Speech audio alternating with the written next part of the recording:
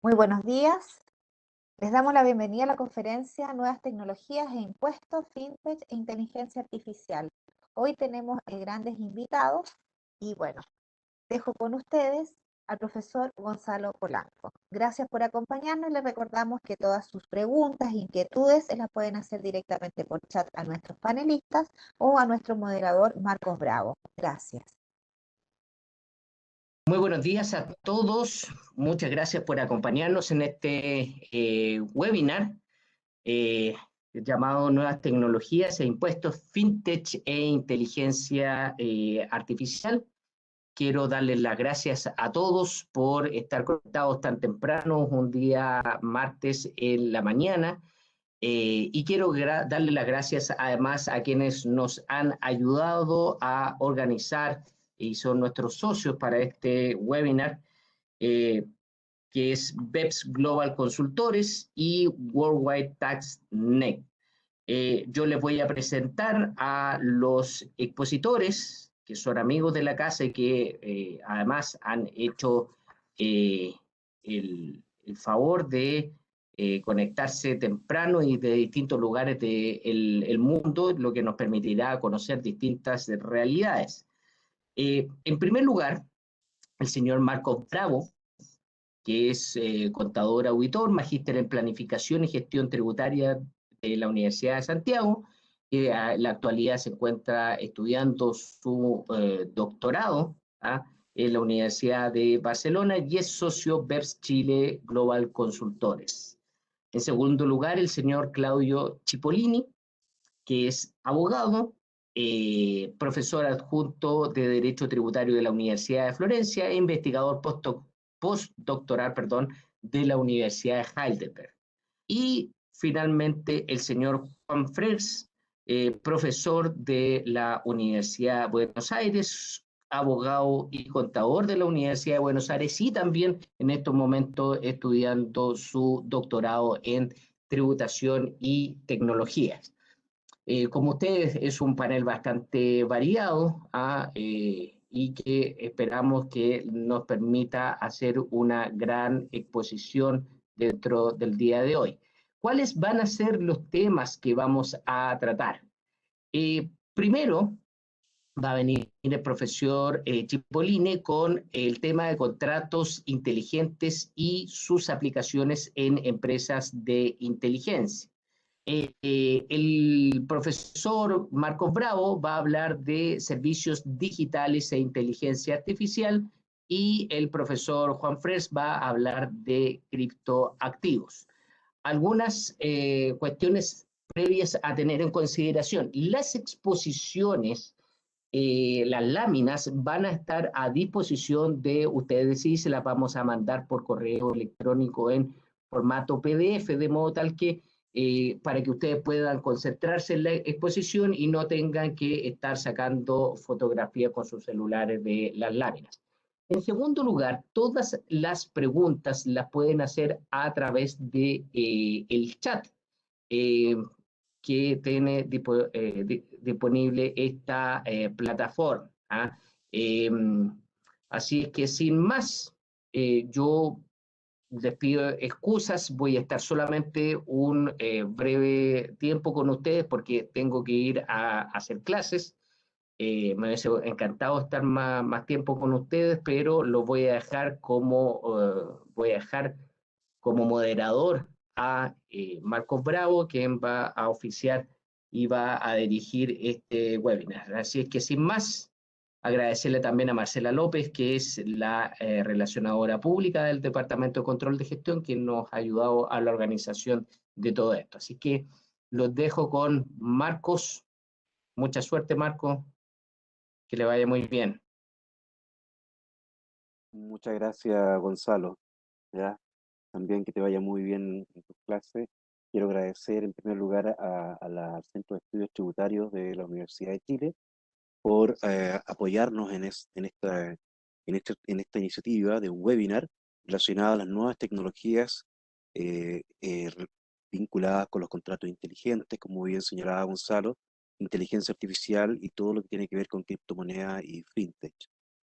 Tenemos la compañía en estos minutos, ¿no es cierto?, de don Claudio Cipollini, como ya lo presentó Gonzalo, doctor, abogado, y que nos va a presentar y exponer sobre los contratos inteligentes y también en materia de precio de transferencia, su vinculación, ¿no es cierto?, y los efectos que puede llegar a tener.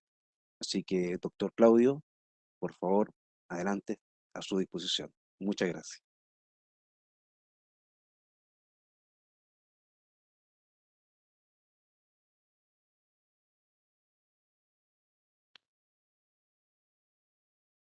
Gracias. Bien, ¿puede ver diapositivas? Perfecto. Buenos días a todos. Y en primer lugar, me gustaría agradecer al profesor Gonzalo Polanco, al profesor Marcos Bravos y a la Universidad de Chile por esta invitación. Obviamente, espero tener pronto la oportunidad de visitarlos personalmente en Chile lo antes posible. Hoy tendré el placer de hablarles sobre un tema muy importante que tuve la oportunidad de profundizar en mi último estudio publicado recientemente, en el número 4 de 2021 de la revista Interfax. Veremos cómo la tecnología blockchain y los contratos inteligentes pueden mejorar el proceso de control de precios de transferencia entre empresas multinacionales. Partiremos del concepto de contratos inteligentes y sus posibles aplicaciones en el contexto de los precios de transferencia. Identificaremos los principales problemas de aplicación y presentaré posibles soluciones para cada uno de ellos. El objetivo es mostrarle cómo podría funcionar un nuevo sistema automático de control de precios de transferencia basado en tecnología blockchain y contratos inteligentes. Finalmente, examinaremos cómo tal sistema podría impactar el debate internacional sobre precios de transferencia. En primer lugar, es necesario introducir algunas nociones básicas para entender el concepto de contrato inteligente. La pregunta es, ¿qué es un contrato inteligente? Un contrato inteligente es un programa, un software que se carga y ejecuta en el llamado Distributed Ledger, que no es más que un libro mayor distribuido dentro de una red blockchain. En un contrato inteligente, todas las cláusulas de un contrato tradicional, escritas en el lenguaje de los abogados, se convierten en lenguaje informático, en un código de software. De esta manera, el código se ejecuta automáticamente cuando ocurren las condiciones predefinidas por el programa. Todo este proceso tiene lugar dentro de una red peer-to-peer, donde todos los nodos de la red están en posesión de la misma versión de la verdad. Por lo tanto, en este caso no existe un servidor centralizado. Todo eso destaca los beneficios fundamentales de la tecnología blockchain: la inmutabilidad de los datos y la seguridad de los datos. Por lo tanto, los beneficios de esta tecnología también pueden entrar en juego en el contexto del control del precio de transferencia y representar una oportunidad para mejorar los resultados de este control. Básicamente, el camino hipotético para implementar contratos inteligentes y tecnología blockchain en este sector es el siguiente. En primer lugar, debemos continuar con la conversión de un acuerdo de precios anticipados en un contrato inteligente, claramente. También es necesario convertir los contratos intragrupo en contratos inteligentes. Estamos hablando básicamente de contratos en base a los cuales se establecen precios de transferencia entre entidades de un mismo grupo multinacional. Después de eso, los códigos de software resultantes deben cargarse en el libro mayor distribuido. Por último, tendremos la ejecución de los códigos así obtenidos en el libro mayor distribuido, con la creación de los códigos así obtenidos en el libro mayor principal. Okay. ¿Cuáles son los beneficios de ese sistema inteligente de control de precios de transferencia? Esta es una pregunta muy importante porque necesitamos ver cuál es el objetivo práctico de todo este sistema. Primero, el control de precios de transferencia se puede automatizar. En segundo lugar, es posible reducir significativamente los costos en que ocurren las empresas multinacionales para cumplir con las regulaciones de precios de transferencia y al mismo tiempo los mismos costos de administración financiera para la actividad de control. Por último, se puede lograr una mayor transparencia y se puede minimizar los riesgos de litigios sobre precios de transferencia. Veamos ahora concretamente cuáles son los problemas a enfrentar para crear un nuevo sistema de control de precios de transferencia basado en tecnología blockchain y contratos inteligentes. El primer problema es convertir un acuerdo de precios anticipado escrito en lenguaje tradicional en un contrato inteligente escrito en lenguaje informático. Para ello, he identificado un posible modelo de referencia que se utilizará para el proceso de codificación. Este es el modelo estándar desarrollado por dos académicos, Lavleif y Veske. En este modelo es posible identificar una correspondencia entre los diversos componentes esenciales de un contrato inteligente y los elementos constitutivos de un acuerdo de precios anticipados tradicional. Tendremos así los roles, es decir, las partes de un acuerdo de precios anticipados, como empresas multinacionales y administraciones tributarias. Los parámetros, que en este caso corresponden a los distintos elementos cualitativos negociados en acuerdo de precios anticipados, como la metodología utilizada para determinar los precios de transferencia o los criterios para determinar el precio de mercado, como ventas y costos. Las condiciones que pueden ser efectivas. El ejemplo es la transacción cubierta por el acuerdo de precios anticipados, condiciones evaluativas también, como supuestos críticos, o temporales, como la fecha de vencimiento de un acuerdo de precios anticipado. Tenemos también oracles, que son bases de datos de comparables y otros servicios en línea que brindan detalles cualitativos, como tipos de cambios o tasas. MetaRules, que están representados por las disposiciones reglamentarias pertinentes o, por ejemplo, por las disposiciones contenidas en un tratado que son relevantes a los efectos de la aplicación de un acuerdo de precios anticipados. Y variables, que son los valores de un contrato intragrupo que se analizan según los términos de un acuerdo de precios anticipados, como el precio de transacción sujeta a análisis. Acciones, que son correspondientes a las actividades realizadas durante la ejecución de un acuerdo de precios anticipado en el libro mayor distribuido, como puede ser la aprobación o rechazo de una determinada transacción. El segundo problema a resolver se refiere a la ejecución de contratos inteligentes en un libro mayor distribuido.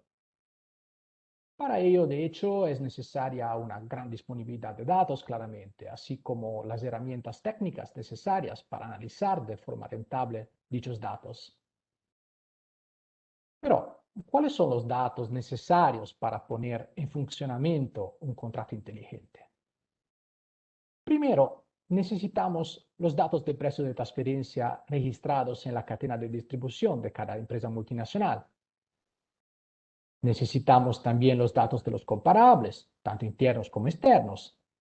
Por último, también son necesarios otros tipos de información, como por ejemplo las condiciones económicas y de mercado, la estructura organizativa del grupo multinacional, así como las disposiciones relevantes tanto de los tratados como de la legislación nacional de referencia. Sin embargo, como ya he dicho, los datos no son suficientes. También es necesario contar con herramientas adecuadas para leer estos datos y analizarlos. En este sentido, es necesario hacer uso de la inteligencia artificial y de lo que se llama data analytics. Obviamente, para que un contrato inteligente funcione, es necesaria una contribución profesional de técnicos expertos, ingenieros de software. De esta manera, la ejecución de un acuerdo de precios anticipados puede convertirse en una realidad concreta y puede traer importantes beneficios al análisis funcional que se realiza en el contexto de precios de transferencia. Tendremos así un proceso de ejecución automática de un código software con una importante mejora en la calidad del control sobre los precios de transferencia. El último problema, el tercer problema a abordar, es el de los permisos que se otorgarán en la red blockchain. Para que funcione un sistema inteligente de control de precios de transferencia, tanto las empresas multinacionales como las administraciones tributarias deben estar presentes en la red. Por tanto, es necesario preguntarse qué derechos de acceso deben atribuirse a los mismos sujetos. De hecho, en el campo de blockchain, los derechos atribuidos a cada participante en la red pueden ser diferentes. En algunos casos, por ejemplo, puede haber derechos para leer y escribir datos en el libro mayor distribuido. En otros casos, estos derechos se limitan a la simple lectura de los datos en sí. Una posible solución a este problema es la implementación de una red blockchain en forma de consorcio blockchain. ¿Pero qué es? ¿Qué es esto, consorcio blockchain? Se trata de una red parcialmente descentralizada de nodos predefinidos específicos, cada uno de los cuales tiene derecho a autorizar transacciones y asignar diferentes permisos a grupos de usuarios seleccionados. A partir de este tipo de red blockchain, en mi estudio desarrollé la idea de montar un consorcio blockchain internacional destinado a implementar el control de precios de transferencia en tiempo real. En este consorcio blockchain podríamos tener tanto empresas multinacionales como administraciones tributarias. Las empresas multinacionales y sus entidades relacionadas operarían aquí como nodos predeterminados en igualdad de condiciones con el derecho de supervisar el proceso de consentimiento, autorizar transacciones, escribir y modificar datos en el libro mayor distribuido. Por tanto, el derecho que les va a atribuir será un derecho en modo de escritura. Las administraciones tributarias de los distintos países, por otro lado, operarían como nodos con permisos más limitados. El método de escritura de datos, de hecho, estaría limitado al contenido de los acuerdos de precios anticipados, convertidos en contratos inteligentes. Entonces, veamos cómo funcionaría un sistema de este tipo en la práctica. En primer lugar, los acuerdos de precios anticipados, una vez convertidos en contratos inteligentes y codificados, se cargan en el libro mayor distribuido como resultado de un proceso de consenso que involucra tanto a las empresas multinacionales como a las administraciones tributarias como nodos que operan en la red blockchain.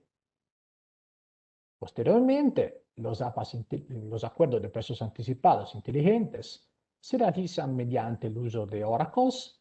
Estos últimos tienen acceso a una serie de datos verificables en el tiempo real. Estamos hablando de información sobre comparables externos que ya están registrados en el registro distribuido. Por último, la monitorización de acuerdos de precios anticipados inteligentes se realiza en el tiempo real. El sistema solo producirá luz verde para transacciones que cumplan con todos los términos y condiciones de un acuerdo de precios anticipado.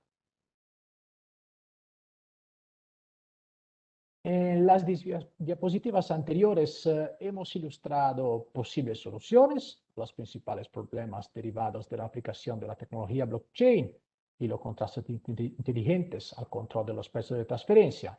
Ahora, a partir de las soluciones así elaboradas, podemos perfilar los aspectos dinámicos de un nuevo sistema automático de control de precios de transferencia. En la práctica, el nuevo sistema funcionará sobre la base de dos pasos básicos. El primer paso es el cálculo del precio de transferencia.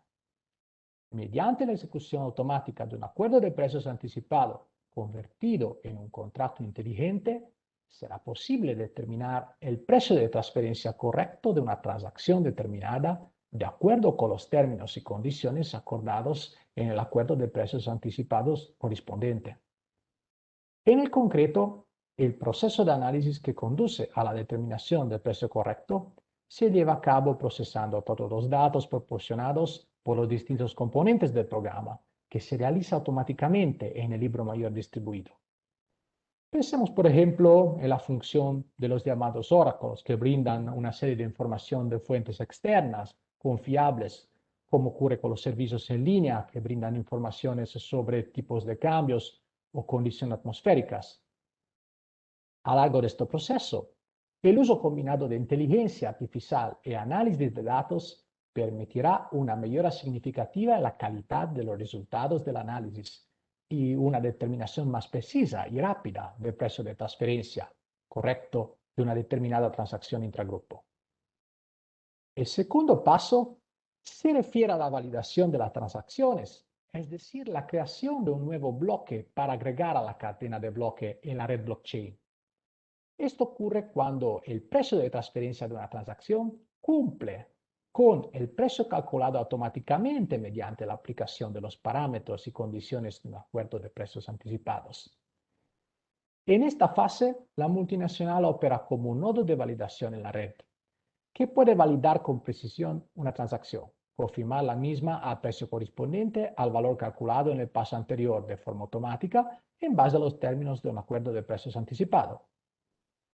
Cuando la multinacional valide esta transacción, las administraciones tributarias solo podrán validar automáticamente la transacción, sin hacer excepciones, todo debido a que la transacción ya cumple en precio con los términos del acuerdo de precios anticipados correspondiente. A través de este proceso, se agrega un nuevo bloque de datos que representa la misma transacción a la cadena del bloque y por lo tanto se registra de manera inmutable y segura en el libro mayor distribuido, en la red blockchain. En mi trabajo también analicé los posibles efectos derivados de la implementación del nuevo sistema de control de precio de transferencia. Estoy seguro de que el uso de tecnología blockchain y los contratos inteligentes en este sector podría tener un impacto extremadamente significativo en el contexto de las iniciativas tomadas por la OCDE sobre BEPS y la economía digital en general. La primera área de interés es la de las acciones 8, 9 y 10 de BEPS, que tienen como objetivo alinear los precios de transferencia con el lugar donde se crea valor en el contexto de un grupo multinacional. En este caso, habría una gran ventaja en la gran disponibilidad de datos en tiempo real en la red blockchain. Las empresas multinacionales y las administraciones tributarias podrían analizar estos datos en muy poco tiempo. Todo eso, por tanto, puede tener efectos importantes. En primer lugar, sería posible describir con más detalle el proceso de creación de valor dentro de un grupo multinacional. En consecuencia, se mejoraría la calidad de análisis funcional. El resultado final puede así determinar una implementación más efectiva de las acciones BEPS 8, 9 y 10. El segundo ámbito de interés se refiere al tema de la acción 13 del proyecto BEPS, que se refiere a la documentación que deben mantener las empresas multinacionales sobre los precios de transferencias aplicados. Es obvio que a través de los contratos inteligentes sería posible tener mucha información en tiempo real sobre intangibles, sobre transacciones entre entidades controladas y sobre la asignación de riesgos y sobre los criterios para aplicar el método de cálculo de precio de transferencia.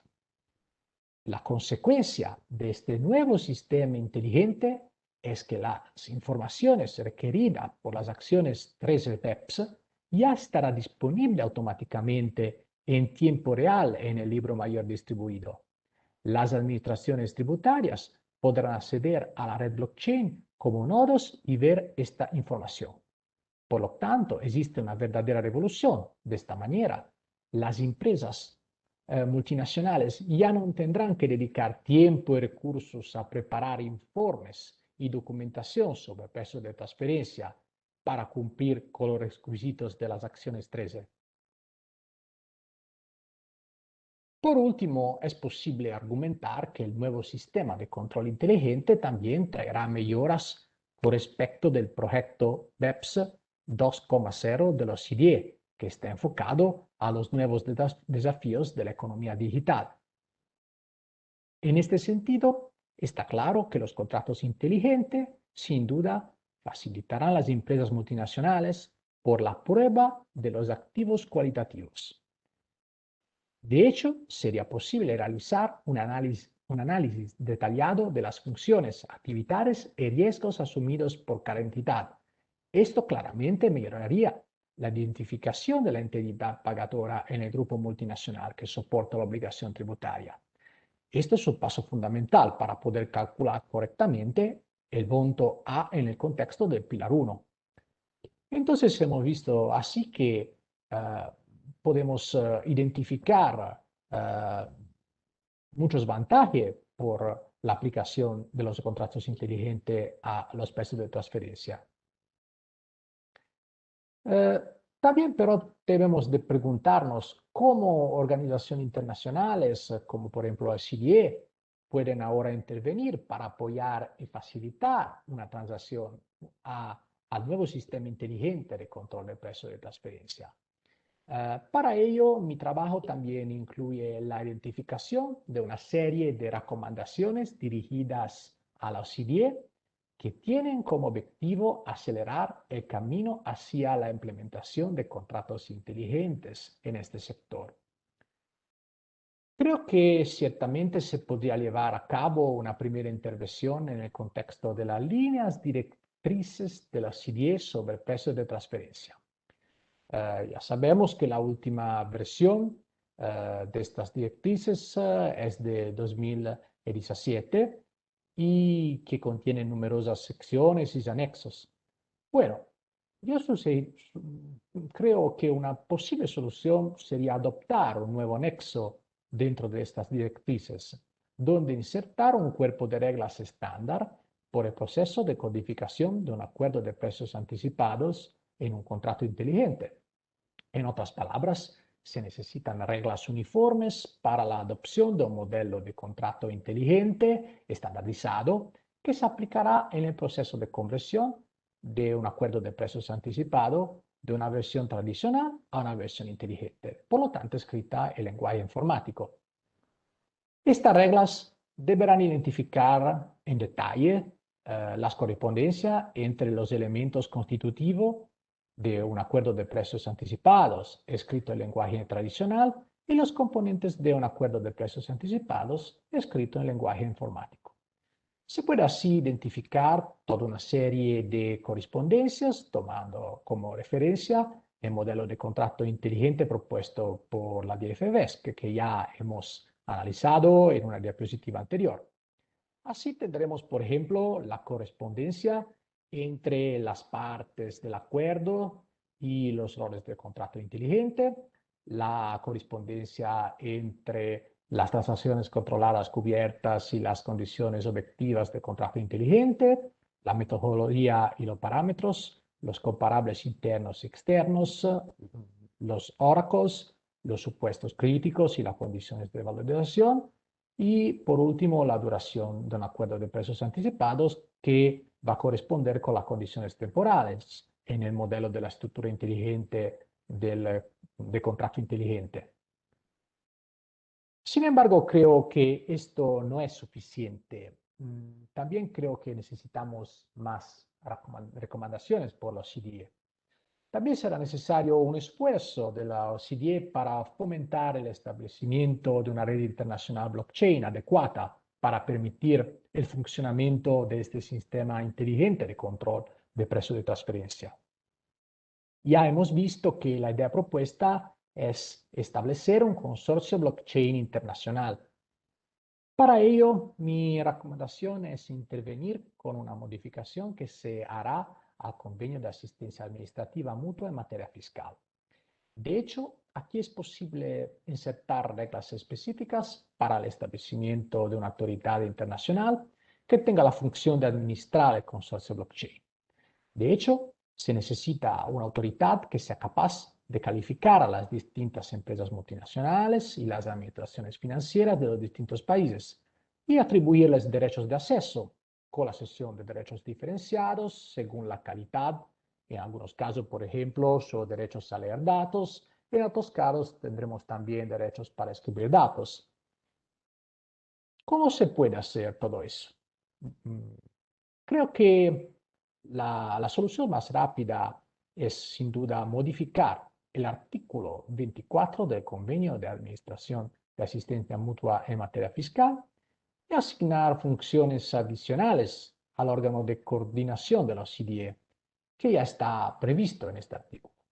De esta forma, un organismo ya legitimado en la OCDE podría convertirse en la autoridad capaz de gestionar el Consorcio Internacional Blockchain y todos sus permisos de acceso.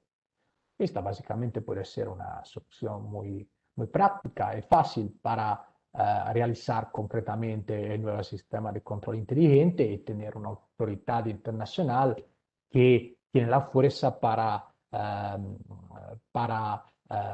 gestionar todos los accesos y todos los derechos que las administraciones tributarias y las empresas nacionales necesitan para implementar el sistema de control inteligente sobre los precios de transferencia. Por tanto, puedo finalmente ilustrar las conclusiones de mi trabajo. Primero, hemos demostrado que los contratos inteligentes tienen el potencial de mejorar la eficiencia del sistema de control de precios de transferencia. De hecho, aquí se propone una solución de software que se caracteriza por la ejecución de un código de información en la red blockchain. La nueva forma de control propuesta puede conducir efectivamente a un proceso de control automático en tiempo real. Esto determinará el final de las actividades de control y seguimiento tal y como se entienden tradicionalmente, con grandes ahorros en costes y recursos humanos tanto para las empresas multinacionales como para las administraciones tributarias. En segundo lugar, el nuevo sistema de control inteligente podrá mejorar los resultados de las acciones 8, 9, 10 y 13 del proyecto BEPS. También puede haber mejoras importantes con respecto a la prueba de las actividades cualitativas y el análisis funcional que se llevan a cabo en el contexto de la propuesta de Pilar 1. En tercer lugar, la creación de este sistema basado en contratos inteligentes requiere el apoyo de la OCDE. La OCDE tendrá que desarrollar reglas con estándares técnicos uniformes para el proceso de codificación de un acuerdo de precios anticipados en un contrato inteligente. La OCDE también tendrá que participar activamente en el establecimiento de un consorcio blockchain a nivel internacional y establecer un organismo responsable de calificar a las empresas y administraciones participantes como nodos dentro de la red blockchain. La conclusión de este trabajo es también que para lograr resultados concretos será necesario crear grupos de trabajos con profesionales calificados de diferentes sectores, no solo abogados y expertos en derecho tributario internacional en precios de transferencia, sino también ingenieros de software y científicos de datos. En última instancia, todo este sistema solo será factible si hay suficientes datos disponibles. Por tanto, es necesario obtener la adhesión a este sistema por parte de un gran número de empresas multinacionales que estén dispuestas a registrar el flujo de datos de su cadena de distribución en el libro mayor distribuido en la red blockchain. Para permitir todo esto, es necesario, por tanto, que los legisladores nacionales sepan intervenir para introducir los mecanismos de incentivo adecuados para que las empresas las empujen a incorporarse al sistema registrando sus respectivas cadenas de distribución en la red blockchain. Por ejemplo, se podría pensar en introducir un régimen de protección de sanciones para todas las empresas que se adhieren al sistema. Terminé mi presentación. Gracias por su atención y por la invitación. El camino para implementar un control inteligente de precio de transferencia basado en contratos inteligentes es claramente largo y difícil. Sin embargo, espero haberles hecho comprender el enorme potencial de una tecnología que podría provocar una verdadera revolución en la aplicación y el control de los precios de transferencia. Gracias. Muchas gracias, doctor Claudio Cipollini, por esta presentación, por este trabajo de investigación realmente exhaustivo, muy interesante. especialmente en estos tiempos, ¿no es cierto?, que estamos de las nuevas tecnologías, de qué manera son, de poder implementarlas, ¿no es cierto?, y de qué manera son bastante productivas, especialmente en los contratos inteligentes y cómo tienen estos efectos en materia de precios de transferencia. Algo que obviamente la parte de los expertos en precios de transferencia pudiesen opinar también algo interesante sobre este tema, ¿no es cierto? Los economistas, auditores, abogados, y que sin lugar a duda pasa por una modificación, creo yo, legal, ¿no es cierto?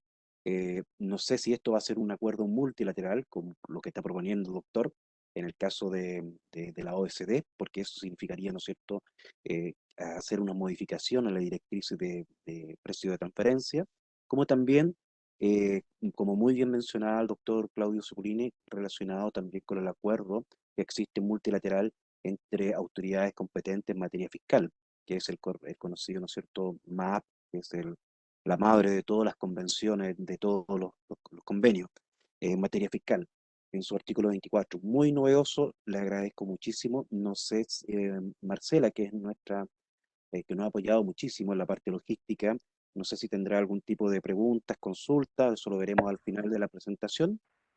No, Marcos, Eh, no, aún perfecto. no ha llegado ninguna consulta todavía. Perfecto, muchas gracias Marcela y te agradecemos mucho también todo el apoyo. ¿Ah? Ahora los voy a dejar con el don Juan Fres, doctorando en Derecho, ¿no es cierto?, en Tributación y Tecnología, y también abogado y contador auditor de la Universidad de Buenos Aires, de Argentina. Así que con él nos vamos a dejar con respecto a las criptomonedas y las DeFi. Las DeFi vienen siendo, ¿no es cierto?, las finanzas descentralizadas y veremos las ventajas, veremos el origen que tienen las DeFi y también veamos si se producen también algunos riesgos. De todas maneras, aquí nuestro amigo Juan Fres nos va a presentar en forma eh, especial este tema que está muy vinculado también con todo el mundo fintech. Muchas gracias. Adelante, don Juan. ¿Qué tal? ¿Cómo estás, Marcos? ¿Cómo andan todos? Bueno, para comenzar a hablar de esta temática, como bien Marcos decía, es importante entender qué está pasando actualmente con las nuevas tecnologías desde todo sentido.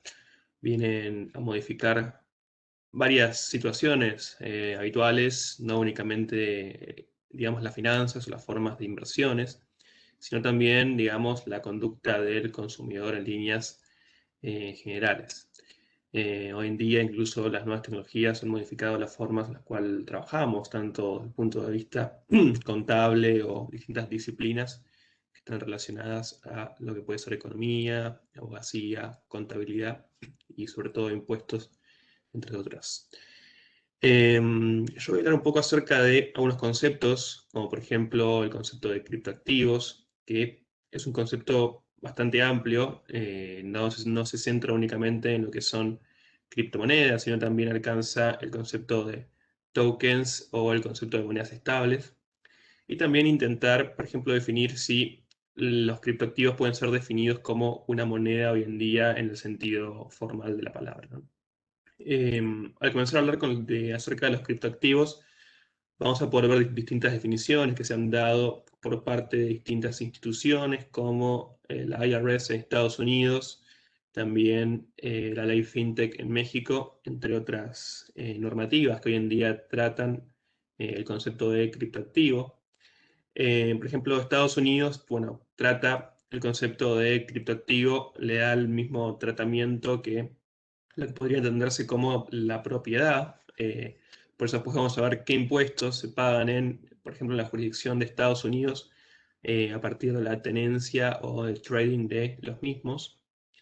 Después, bueno, es importante, por ejemplo, entender que los países de la región que vienen más avanzados en todo lo que es regulación, que después, bueno, otra de las preguntas que nos tendremos que hacer es si los mismos deben ser regulados o no, y también desde qué punto de vista deben ser regulados, porque no es lo mismo una regulación que busque establecer cómo deben tributar las personas que tienen dichos activos o que hacen compraventa o los comercializan, que regulaciones que apunten a evitar, por ejemplo, lo que es el lavado de activos, AML, compliance, KYC, entre otros regulaciones que hoy en día existen asimismo tanto en la Unión Europea como en el Reino Unido, por ejemplo. Los países en Latinoamérica que han avanzado más en lo que es tecnología en general, no únicamente en temas de criptoactivos, son Colombia y México. Son dos países que vienen avanzando mucho en todo, incluso el concepto de sandbox, entre otros, en el ecosistema fintech y el ecosistema también de cripto. Y otros países que viene también muy cerca es Chile. Justamente estamos ahí están trabajando, que quizás Marcos después lo va a mencionar, en el anteproyecto de la ley fintech. Colombia, por ejemplo, viene trabajando desde 2018 en una iniciativa por buscar regular. Dentro del mercado cripto vamos a tener distintos agentes. Por un lado vamos a tener a las personas que compran y venden los mismos, digamos los traders. Por otro lado vamos a tener a los exchanges, que son aquellos que podrían denominarse como intermediarios financieros, cuya función es la de crear quizás una plataforma en la cual las personas pueden comprar y vender los mismos.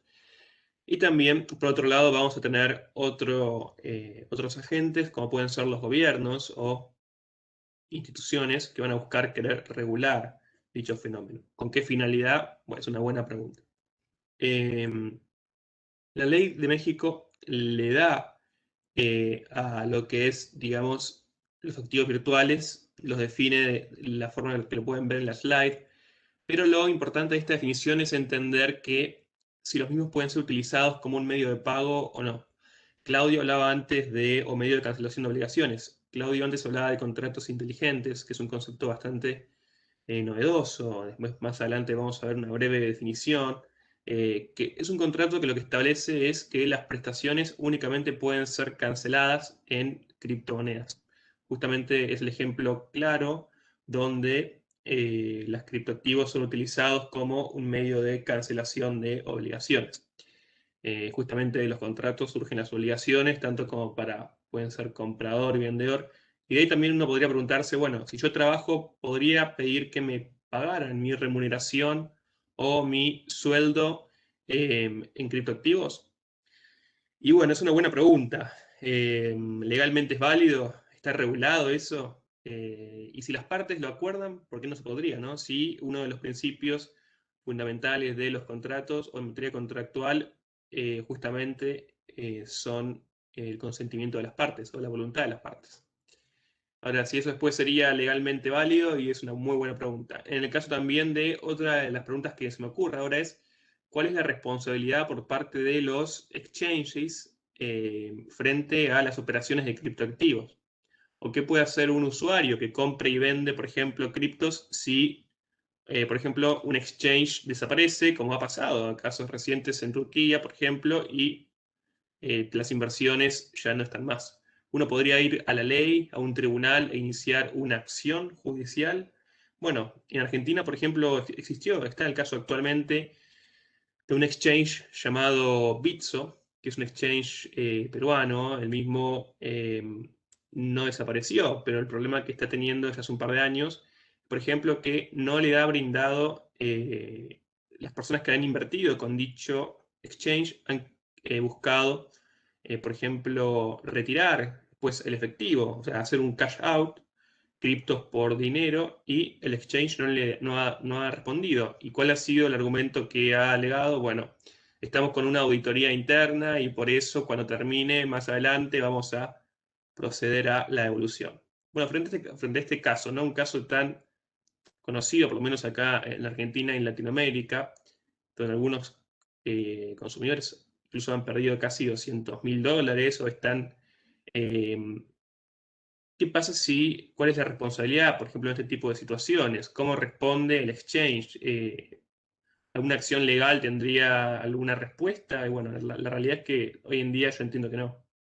Lamentablemente el tema regulatorio, no únicamente de los criptos, sino también el tema de la responsabilidad jurídica es un tema muy interesante para tratar, que no está casi regulado en ninguna parte del mundo.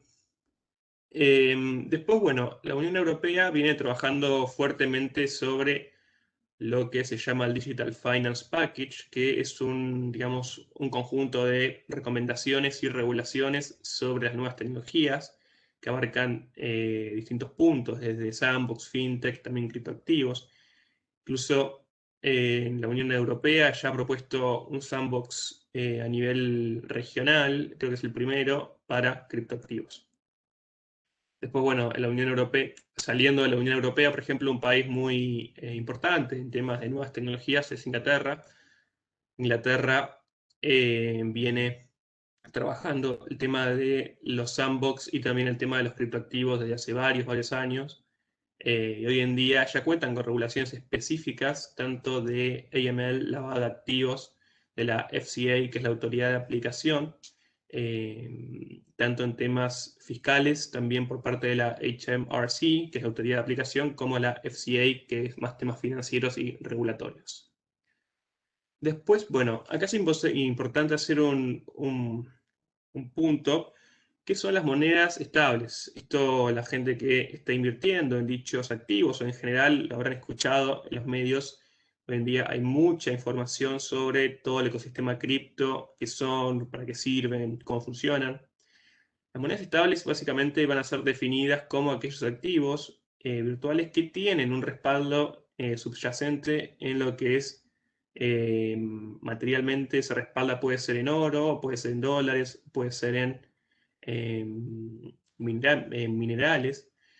Y hoy en día en Argentina, por ejemplo, existe un proyecto muy interesante, el cual va más de la mano de un token, que no, ahora vamos a ver qué es, no tanto una moneda estable, en el sentido de, o podría ser una moneda estable también, en el caso de, están buscando tener respaldo en litio, la Cámara de Minería Argentina.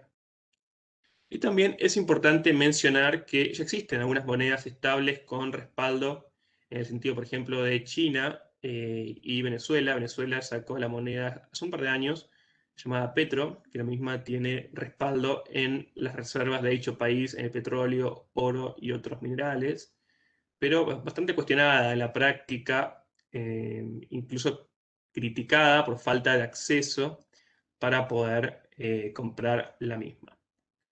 Las monedas estables nacen como una alternativa a lo que es Bitcoin, que es una moneda que no tiene un respaldo físico, para poder bajar los niveles de volatilidad altos que los mismos poseen.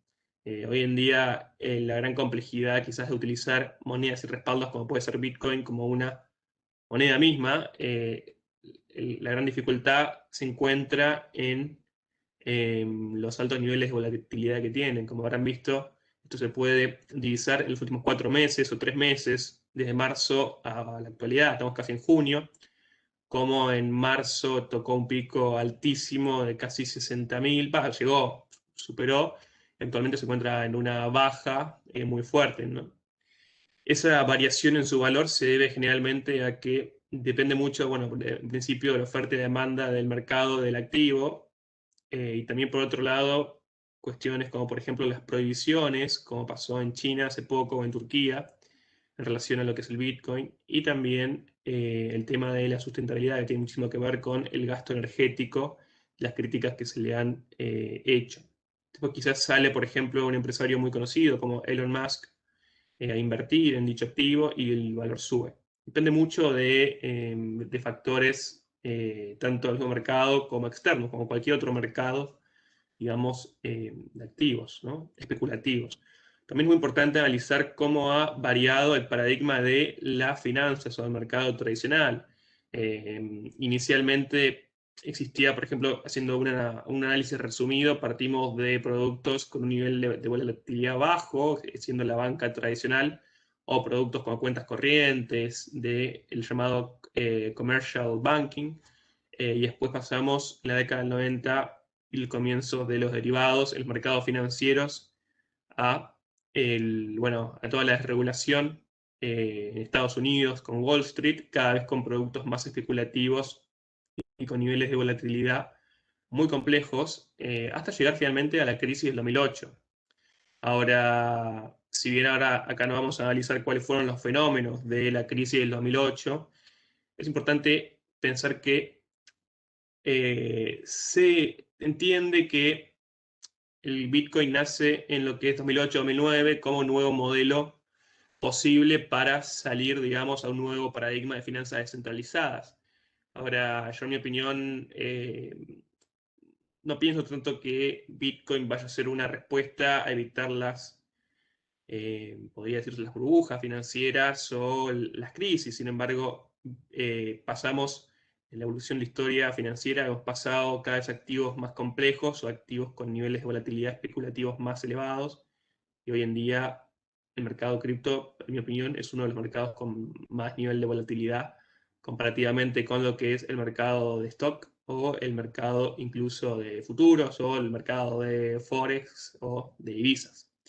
Entonces, es interesante, vamos a seguir con la presentación. Intentar entender, por ejemplo, si lo que vamos a ver ahora, que es DeFi, que nace en el 2016, en una charla al concepto, básicamente de finanzas descentralizadas. Pero antes de llegar a DeFi, vamos a también ver un poco qué se entiende por token.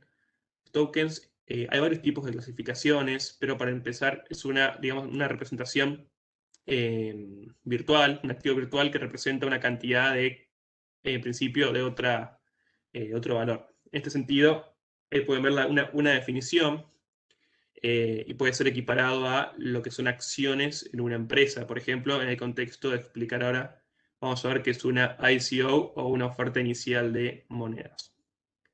Existen varios tipos de tokens que yo acá no lo puse. Hay tokens de utilidad, tokens de pago.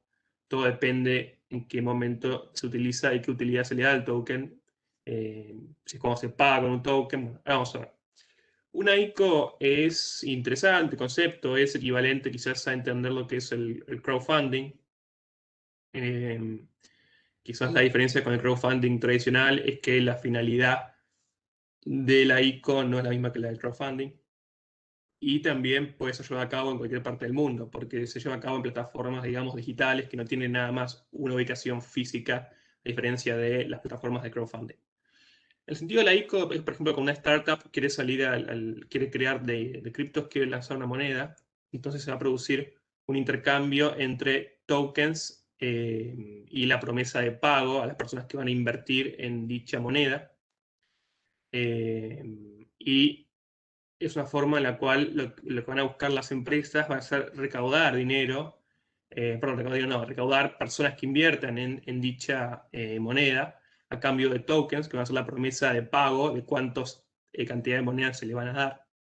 Y de esa forma poder tener el suficiente, digamos, capital para poder lanzar la moneda al mercado.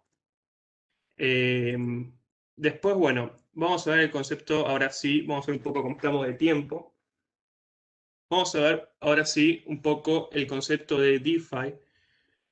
El concepto de DeFi en realidad viene de la mano de el nuevo paradigma. Los criptoactivos traen, digamos, no es nada más, no son activos digitales nuevos, nada más ni una nueva forma de inversión, si bien eso es cierto, sino que traen todo un paradigma más importante, que es el tema de la descentralización, el tema de la autorregulación. En este sentido se entiende la descentralización en que no hace falta que existan entes centralizados que controlen los intercambios, como por ejemplo el banco. Y el tema de DeFi lo que viene a hacer es a poner en jaque las finanzas tradicionales o los modelos económicos tradicionales llevados a cabo por los bancos y también por los gobiernos. Frente a este nuevo modelo que amenaza un poco o pone en jaque los modelos tradicionales, los gobiernos empiezan a tener cierto pánico, ¿no? Ahora se habla bastante del tema de la caída, digamos, o de la burbuja del Bitcoin, que quizás Bitcoin cayó en más de un 30% en cuestión de días. Yo ahí tengo algunas dudas, no me animaría a dar con certeza una opinión en que el futuro de las finanzas es justamente las finanzas descentralizadas y, digamos, los activos virtuales, o qué tipo de activos virtuales. Activos virtuales especulativos como Bitcoin, o por el contrario, monedas estables, que tienen un nivel de especulación mucho más bajo. Pero es interesante después de la presentación poder escuchar la opinión de las personas que están viendo, escuchando, para poder intercambiar ideas. Esto es un tema bastante interdisciplinario, abarca distintas ramas de disciplina de la economía, el derecho, la contabilidad, parte impositiva, varias ramas finanzas distintas. Después, bueno, para poder analizar un poco ahora cuáles son los dos hechos que generan, digamos, a nivel impositivamente hablando, cuáles son los hechos imponibles que generan la obligación de tributar por criptoactivos. Bueno, el primer hecho es la tenencia de criptoactivos. Esto quiere decir, si yo, por ejemplo, compro criptoactivos y no los vendo ni después los mantengo en mi poder durante un tiempo prolongado, esa actividad se llama holding. Eso genera, en principio, es uno de los hechos imponibles para pagar, por lo menos en Argentina, el impuesto sobre los bienes personales. Y el hecho más común, digamos, es el tema de la compra y venta de los dichos activos y la ganancia o renta que a mí me genera al trader de comprar y vender, ¿no? Que está grabado generalmente en varios países de forma indirecta, no de forma explícita, por impuesto a la renta. Bueno, en Estados Unidos, como antes habíamos hablado, IRS o la Internal Revenue Service le da un tratamiento significativo a los criptoactivos como el concepto de propiedad. Esto, a partir de este tratamiento, entraría dentro de dos impuestos claves. Uno es el de ganancias de capital o capital gains, y el otro es el impuesto a la renta. Estos son algunos de los hechos imponibles que el IRS ha definido, que a partir de los mismos nace la obligación de tributar en Estados Unidos. Bueno, ahí pueden ver, por ejemplo, aparece usar criptomonedas para comprar bienes y servicios. Eso en la realidad es algo que pasa. ¿A cuán seguido, cuán habitual? Bueno, es una buena pregunta en qué jurisdicción, pero cada vez puede entenderse que sucede más. En el caso de lo que es UK tiene una regulación en referencia a lo que es la HMRC o la Her Majesty Revenue Customs, y grava, por supuesto, la criptomoneda o los criptoactivos, tanto los rendimientos como el impuesto también de capital o impuesto de capital gains, y lo va a gravar con alícuotas o impuestos del 10 al 20%, dependiendo la categoría de impuesto a la renta en la cual se encuentre. Y también esto, por supuesto, que depende de la jurisdicción. Es importante acá unas jurisdicciones. Argentina, por ejemplo, si bien yo me lo puse en la slide, la ley de impuesto a las ganancias, que es la ley de impuesto a la renta, habla sobre el término de monedas digitales o la ganancia derivada de las monedas digitales, pero nunca define exclusivamente qué se entiende por monedas digitales. Entonces es un gran problema porque define, bueno, la renta derivada de la operatoria, e incluso la clasifica dentro de un tipo de renta, pero no se entiende bien qué es el concepto de monedas digitales. Entonces ahí se entra en un gran problema. Bueno, en el caso de Alemania, Alemania es uno de los países que posee niveles más bajos en cuanto a términos tributarios hablando, y tanto el impuesto a la renta como el impuesto de capital gains o ganancias de capital, incluso las operaciones de criptoactivos se encuentran en algunos sentidos. Por acá entra también a jugar el concepto de habitualidad. ¿Con qué frecuencia yo intercambio criptoactivos? Lo hago con una finalidad personal o con una finalidad comercial. Bueno, es bastante complejo de poder comprobar esto, porque si yo hago compra y venta, puede ser que yo busque una finalidad lucrativa, de ganar dinero, y esa actividad es algo habitual o algo personal. Bueno, un caso complejo de poder definir. Hay que ver bien en cada caso. Después, bueno, contratos inteligentes, esto ya lo dio Claudio, yo lo iba, no hace falta mencionarlo. Esto está regulado, bueno, en Estados Unidos, también está regulado en Malta, en la Unión Europea. Y en el tema de incentivos fiscales yo lo voy a mencionar rápidamente, no voy a entrar en todos los países de Latinoamérica porque me extenso. Simplemente voy a mencionar a grandes rasgos. En el caso de Latinoamérica, lo que sucede es que los incentivos a las nuevas tecnologías generalmente recaen en dos factores comunes, que son deducciones sobre igualmente los gastos que el contribuyente incurrió en referencia a los gastos, y también créditos fiscales. Son los dos beneficios más comunes. En Estados Unidos también existe un beneficio para lo que son las inversiones en tecnología, en el llamado Federal R&D Tax Credit, que también R&D es I+D, cual permite llevar a cabo una grabación fiscal sobre los costos en los cuales uno incurra. Estos costos se dividen en personas, subcontratistas, materias primas, utilidades, software. Ahí pueden ver las distintas categorías. Y después, ¿qué beneficios existen en incentivos fiscales hoy en día, por ejemplo, en Europa? Bueno, vamos a ver, por ejemplo, en el caso de Francia, donde las startups van a cuenta, por ejemplo, con una reducción en el impuesto sobre la renta. Esta reducción es del 18%, con un límite de 50.000 euros. Y bueno, la inversión tiene un plazo que tiene que mantenerse por lo menos 5 años. Y después también tenemos otra reducción, el impuesto sobre el patrimonio de un 50%. En el caso de ganancias, bueno, ahí también podemos ver ganancias de capital. Hay una reducción en lo que es el impuesto a la renta en tasas progresivas y se aplica una deducción de hasta un 65%, también nuevamente un factor de tiempo, si se mantiene durante al menos 8 años. Después, bueno, vamos a pasar rápidamente al el concepto de sandbox, porque estamos de tiempo. Voy a dejar un segundo. Bien. El concepto de sandbox vamos a poder entender que,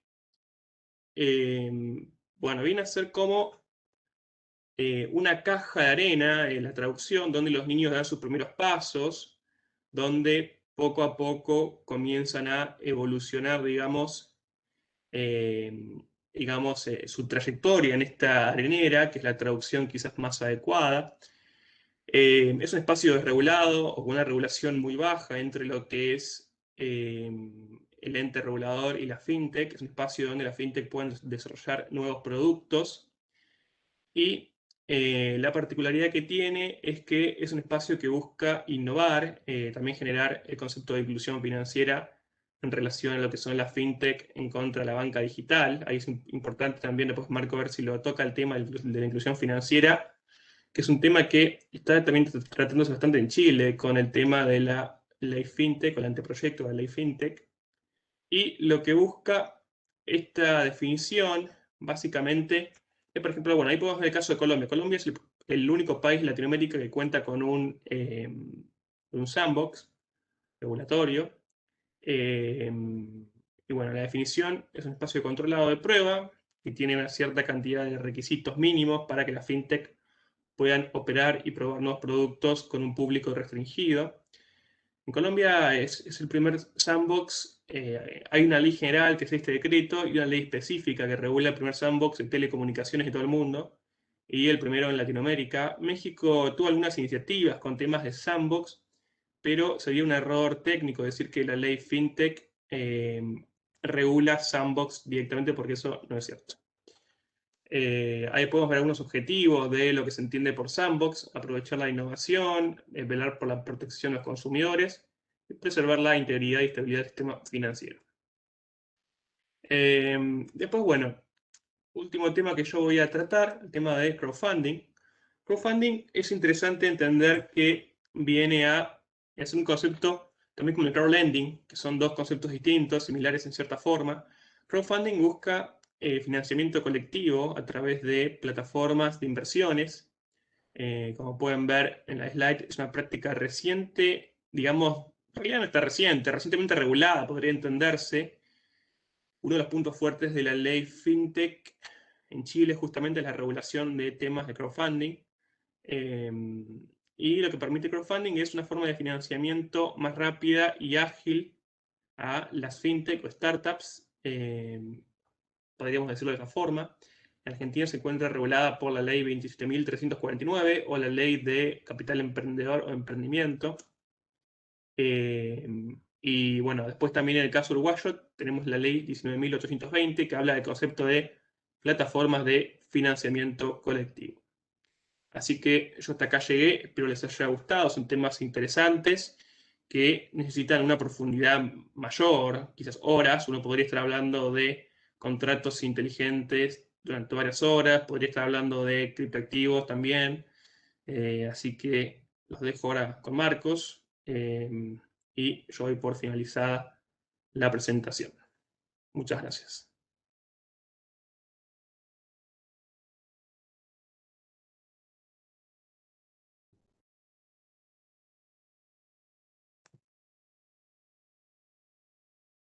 Muchas gracias, Juan Pres.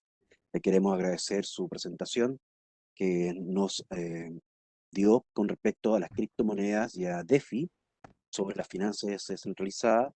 Y muy importante porque al final nos permite, ¿no es cierto?, tener una visión global de lo que es realmente este mundo de la criptomoneda y de las finanzas descentralizadas, las fintech.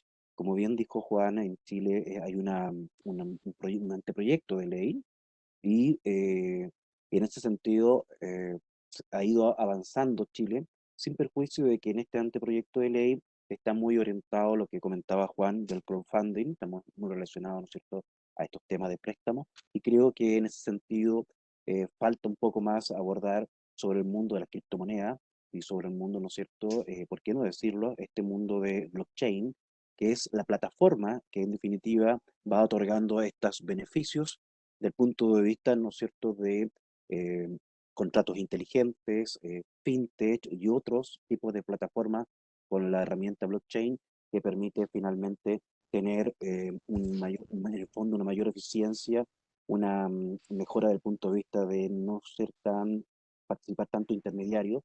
Y es ahí donde obviamente los bancos e instituciones financieras tienen mucho que decir.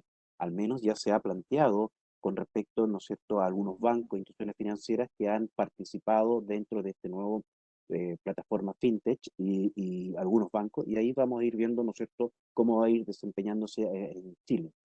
La presentación propiamente tal que tengo también yo está muy focalizado en lo que es servicios digitales y también una mirada global de la inteligencia artificial, que lo hemos, ¿no es cierto?, percibido en nuestro país mediante algunas herramientas que ha tenido el Servicio de Impuestos Internos que implementar y también en el mundo de la robótica.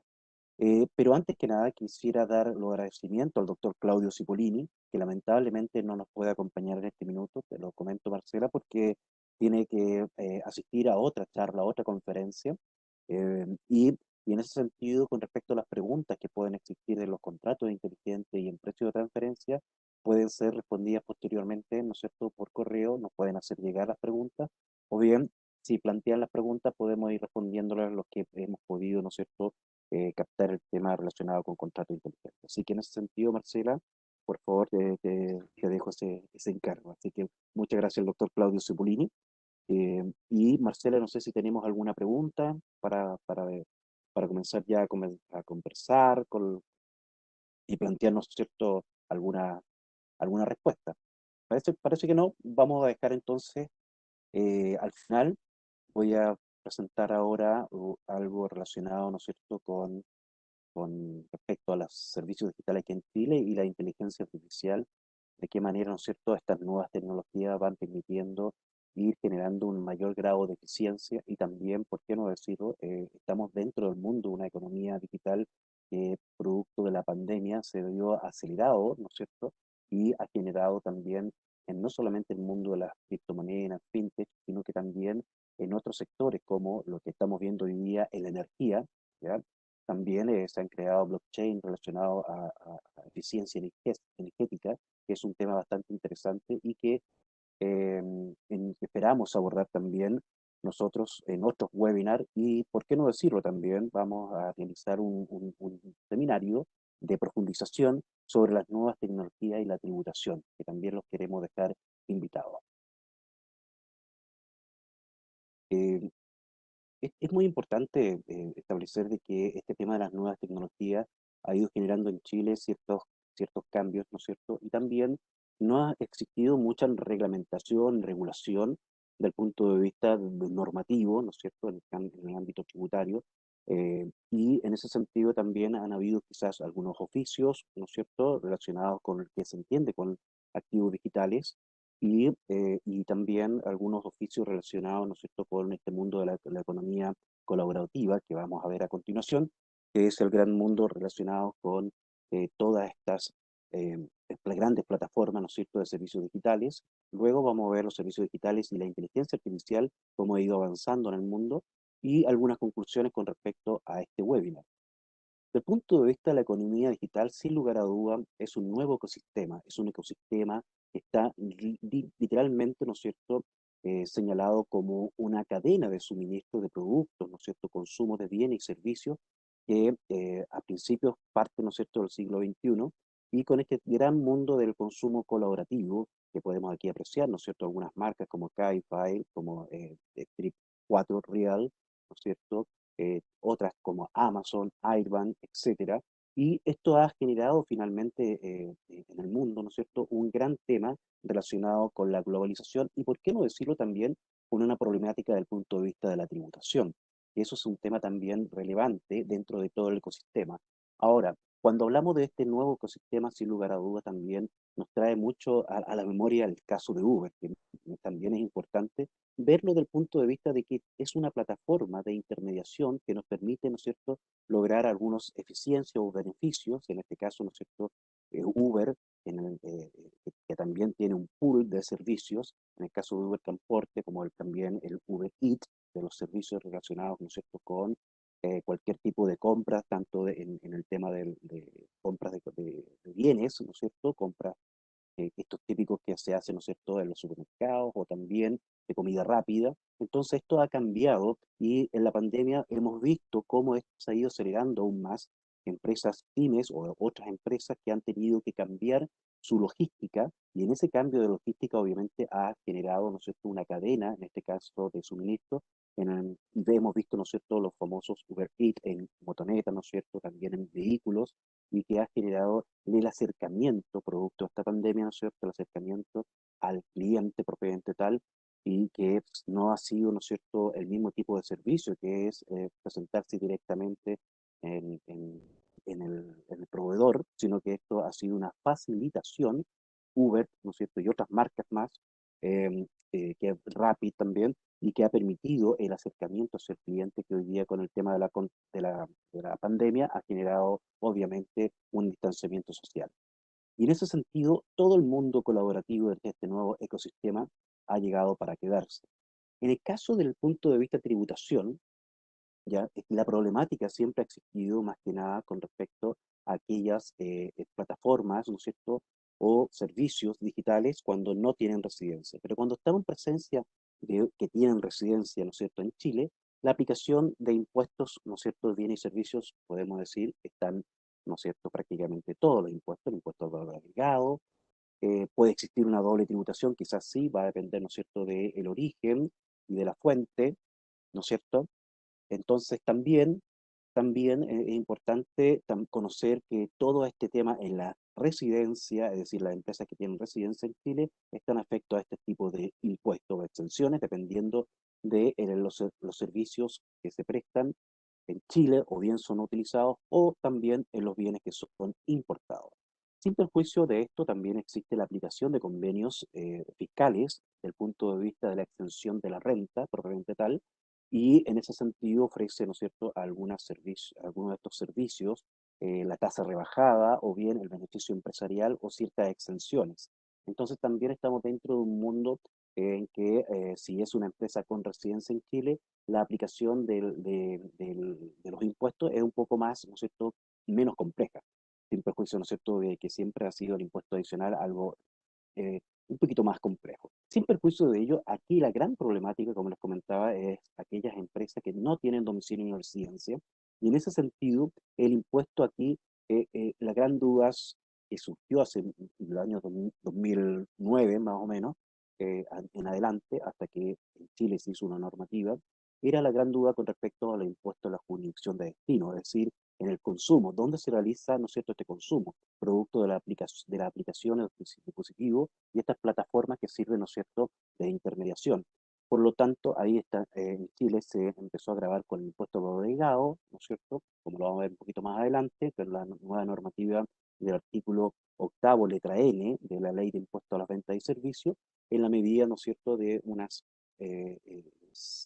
circunstancias que van rodeando la operación que pueden ser, ¿no es cierto?, grabadas con IVA, otras no grabadas con IVA, sino que están grabadas con impuestos adicional, que cuando hablamos, ¿no es cierto?, de la relación entre empresas y empresas, el B2B, o también la relación entre empresas, ¿ya?, y el consumidor, también conocido como el B2C, que en ese sentido, ¿no es cierto?, cuando es el consumidor final el que está recibiendo ese beneficio, en la nueva normativa fue grabado, ¿no es cierto?, como persona natural, sin no contribuyente de IVA, grabado con impuestos al valor.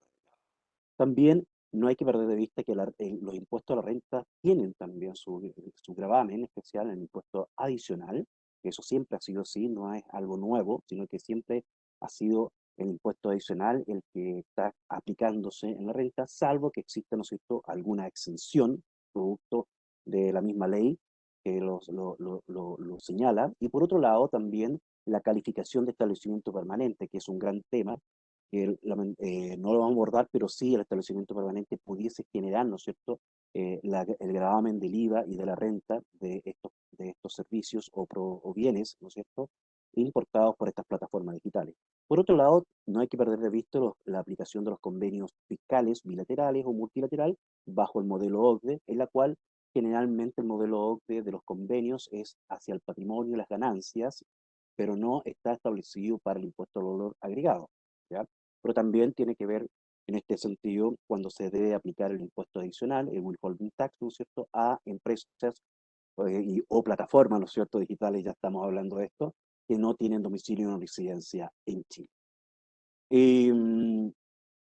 Entonces la problemática siempre existió, el impuesto, ¿no es cierto?, adicional siempre había sido implementado y, ¿no es cierto?, aplicado. Solamente que aquí hablamos, en el caso de Uber, donde se produjo mucho revuelo, no solamente desde el punto de vista tributario, sino que también del punto de vista, ¿no es cierto?, de el modelamiento del parque automotriz, ¿ya? Y especialmente las competencias que tiene todavía con, ¿no es cierto?, con los taxis que están regulados, ¿no es cierto? Y en ese sentido, ese modelo de negocio obviamente es de una economía colaborativa, utilizando una plataforma. Esta aplicación al servicio propiamente tal del transporte de los usuarios, y los aspectos tributarios obviamente tiene ciertos atisbos, ¿no es cierto?, de ser aplicado como impuesto al valor agregado o en renta, y todos estos temas que les comento está orientado, ¿no es cierto?, hacia antes de la vigencia de la nueva normativa que entró en vigencia en junio del año 2020 con respecto al impuesto al valor agregado de los consumidores finales que no son contribuyentes de IVA. Entonces, vamos a hacer un pequeño ejemplo con respecto a Uber y eso asimilar, ¿no es cierto?, a la nueva modificación legal. Uber es un servicio de transporte colaborativo, así lo señaló el mismo Servicio de Impuestos Internos en aquellos años que se solicitó, estoy hablando del año 2016, se solicitó el Ministerio de Hacienda al Servicio de Impuestos Internos una opinión sobre cómo debería tributar y la descripción, ¿no es cierto?, de este servicio. Y es mediante una aplicación propia de tecnología informática, ¿no es cierto?, de comunicación entre el usuario, en este caso, ¿no es cierto?, el pasajero, y el conductor, que es la persona, el individuo, que presta finalmente el servicio de transporte. Entonces, este servicio, ¿no es cierto?, tiene como objetivo, y así se presentó, ¿no es cierto?, dentro del modelo de negocio como un centro de la comunidad. Nació en Estados Unidos en el año 2009, fundado por Garrett Camp y Travis Kalanick, ex-CEO, ahora ya no pertenece, ¿no es cierto?, a este grupo, y actualmente cuenta con presencia en 632 ciudades y más de 50 países alrededor del mundo, y entre sus inversionistas actuales se encuentran el banco Goldman Sachs, Benchmark Capital y Google Ventures. Entonces podemos ver que detrás de Uber son grandes corporaciones, ¿no es cierto?, que están detrás y que van generando, ¿no es cierto?, este tipo de prestaciones de servicios de economía colaborativa. ¿Cuál es la problemática de la llegada de Uber a Chile, por lo menos, y a otros países? Ha generado un problema, ¿no es cierto?, en la regulación del transporte de pasajeros. Aquí pueden apreciar en la fotografía donde hay una pelea, ¿no es cierto?, prácticamente, y casi es real, ¿no es cierto?, con respecto a los Uber, ¿no es cierto?, y taxis, que son los que están regulados. También es importante los aspectos de calificación del servicio, es decir, si se trata de un servicio de información o propiamente tal un transporte, aspectos de normas específicas y derecho parados que tenemos nosotros, por ejemplo, con la Comunidad Europea, donde prácticamente Uber no podía, ¿no es cierto?, entrar en la Comunidad Europea, pero en los años 2016-2017 sí pudo comenzar a operar. Y aspectos de cumplimiento tributario y nuevas normas que se están generando, y este es el caso que yo le planteé de Uber, por ahí por el año 2016, y que se fueron generando finalmente en distintas jurisdicciones, y también en Chile, del punto de vista del compliance tributario. La situación en el mundo, bueno, en Nueva York existen los conflictos con taxis, ¿no es cierto? Eso también ha sucedido acá en Chile. Carolina del Sur tuvo que cesar sus actividades en Orión de Portland, tuvo una disputa y hubo suspensiones de hasta 3 meses. En Italia hubo una suspensión de medida cautelar porque se entendía que estaba transgrediendo, ¿no es cierto?, el modelo de parque automotriz, en este caso, ¿no es cierto?, relacionado con la movilización, ¿no es cierto? En Francia es un servicio legal desde el año 2015, pero esto ha ido cambiando en la medida que vamos a ver un poquito lo que viene más abajo, que en España se entiende que es un servicio de transporte o bien un servicio electrónico de intermediación. En Barcelona estuvo prohibido, ¿ya? Por producto, es de esto mismo de la regulación del parque automotriz, ¿no es cierto? Y en cambio en Madrid se abrió una filial. Y estamos hablando que al momento en que Uber abrió esta filial en Madrid, tomó residencia, ¿ya? Y obviamente debe aplicar todos los tipos de impuestos. Pero también fue un plan estratégico importante, interesante, no mencionarlo, sería escapar un poco a los modelos de negocio y en este caso al abrir una filial en Madrid, ¿ya? Como Madrid forma parte, ¿no es cierto?, del país de España y España forma parte de la Comunidad Europea, las empresas que son residentes, ¿no es cierto?, dentro de los países de la Comunidad Europea pueden prestar servicios a toda la Comunidad Europea sin problema de restricción. Entonces también fue, ¿no es cierto?, un plan estratégico por parte de Uber, abrió la filial, ¿no es cierto?, en Madrid, porque ahí sí que le permitieron, en cambio en Barcelona no, y de esa forma ha podido prestar ya servicios no solamente en España, sino que también en toda la Comunidad Europea. Y en Chile tenemos un proyecto de ley desde el año 2018, en julio, en la cual se busca, ¿no es cierto?, la regulación del parque, ¿no es cierto?, automotriz de taxis colectivos y esta empresa, ¿no es cierto?, Uber, y hasta el minuto no ha salido prácticamente todavía y sigue, ¿no es cierto?, la gran problemática con Uber. Con respecto a la normativa de renta, ya duro en la parte de tributación, cuando hablamos de que tienen domicilio en Chile, o filial o establecimiento permanente, es la tributación, ¿no es cierto?, en el caso del impuesto a la renta, la ganancia, es de primera categoría, ¿no es cierto? El otro tema es la retención de impuesto adicional, cuando son prestaciones, ¿no es cierto?, de servicios que no son con domiciliados ni residentes en Chile, pero al ser una empresa que tributa en primera categoría con contabilidad completa, tiene que realizar esta retención. Esto es la normativa que ha estado vigente desde hace mucho tiempo. También se debe tributar sobre el retiro y distribuciones y obviamente llevar contabilidad.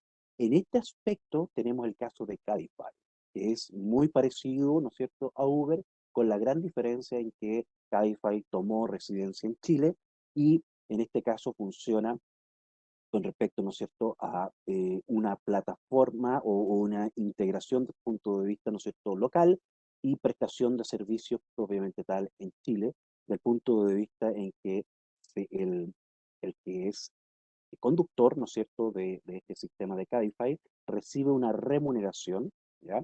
Y le entrega, ¿no es cierto?, al usuario, al pasajero, ¿no es cierto?, el cargo total de este servicio, recibe el dinero, ¿no es cierto?, de Cabify y luego se paga, ¿no es cierto?, al conductor su remuneración, quedando Cabify con una comisión, ¿no es cierto?, y están grabados, ¿no es cierto?, con los impuestos aquí.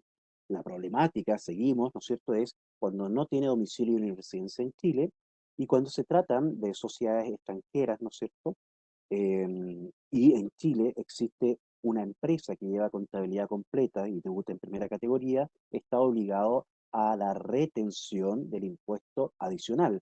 Por lo tanto, cuando se prestaban estos servicios en plataformas digitales, las empresas que llevan contabilidad completa y tributan en primera categoría, renta efectiva, están obligadas a retener, ¿no es cierto?, este impuesto adicional.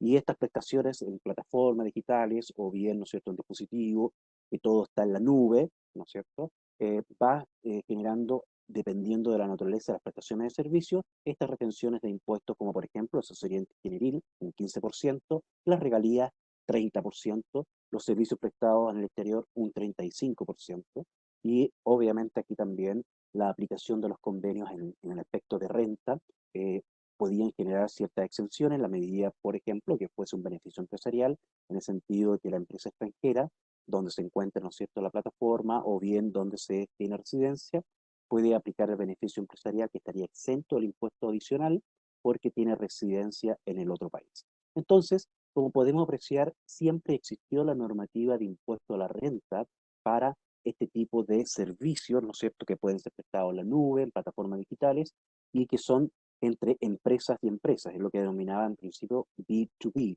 es decir, empresas, ¿no es cierto?, que tienen tributación de primera categoría, que llevan contabilidad y tributan en base retrospectiva, y que tienen la obligación de retener, ¿ya? La problemática, obviamente, está en aquellos servicios digitales, ¿no es cierto?, que vamos a ver a continuación, que no corresponde a la aplicación a un contribuyente de primera categoría con contabilidad completa, sino que puede ser a un consumidor final que no es contribuyente de ello. Entonces, también es importante darnos cuenta de que todo este mundo de, de, de la tributación, del punto de vista de la economía digital, está muy vinculado con el plan BEPS de la OCDE, donde se da cuenta, ¿no es cierto?, que en su primer plan de acción, que es para combatir la elusión y la evasión fiscal, su primer plan de acción es la economía digital, la problemática que tiene la economía digital y cómo esta, ¿no es cierto?, puede afectar la tributación y generar brechas elusivas en diferentes países. Entonces, la OECD desde el año 2013 ya se planteó este gran desafío. En noviembre de 2020 supuestamente iban a dar a conocer cuáles iban a ser las indicaciones o las directrices, ¿no es cierto?, porque son recomendaciones, para poder presentar un plan de acción BEPS número 1. BEPS, para que ustedes lo conozcan, la sigla significa erosión de la base imponible y el traslado de beneficios, ¿no es cierto?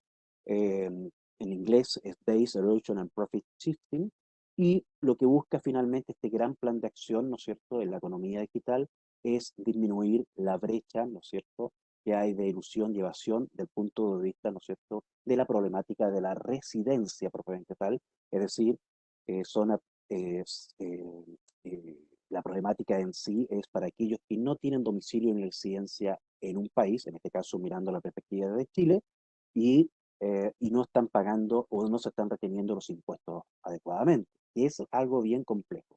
La primera propuesta que tuvo el Plan de Acción BEPS de la OECD fue que se retuviera, ¿no es cierto?, un impuesto de carácter de IVA, ¿ya?, en el lugar de consumo.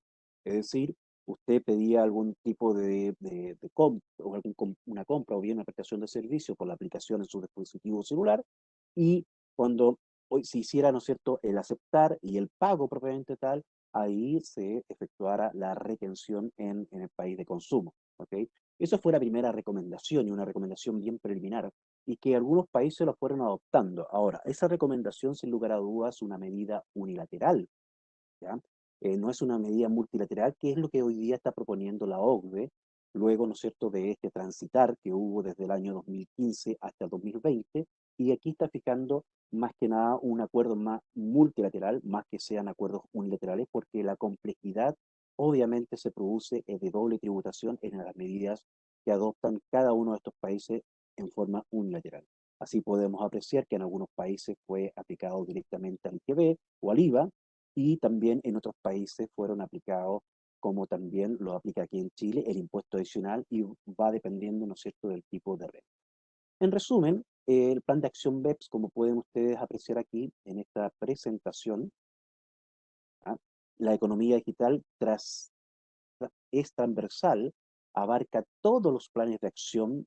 BEPS son 15 planes de acción, ¿ya?, que señaló la OCDE en el año 2015 en estos informes preliminares, y que hoy en día, sin lugar a duda, se han aplicado, ¿no es cierto?, en nuestro país como planes de acción mediante reformas fiscales que han ocurrido. No es casualidad que hayamos tenido reformas fiscales en Chile en este último tiempo, no solamente a nivel local, sino que también a nivel de internacional, porque lo que se busca es la estandarización de la tributación internacional con mínimos, ¿no es cierto?, estándares. Ya estamos hablando, ¿no es cierto?, de mínimos, inclusive en el tema constitucional, últimamente estamos hablando de los mínimos comunes, ¿ok?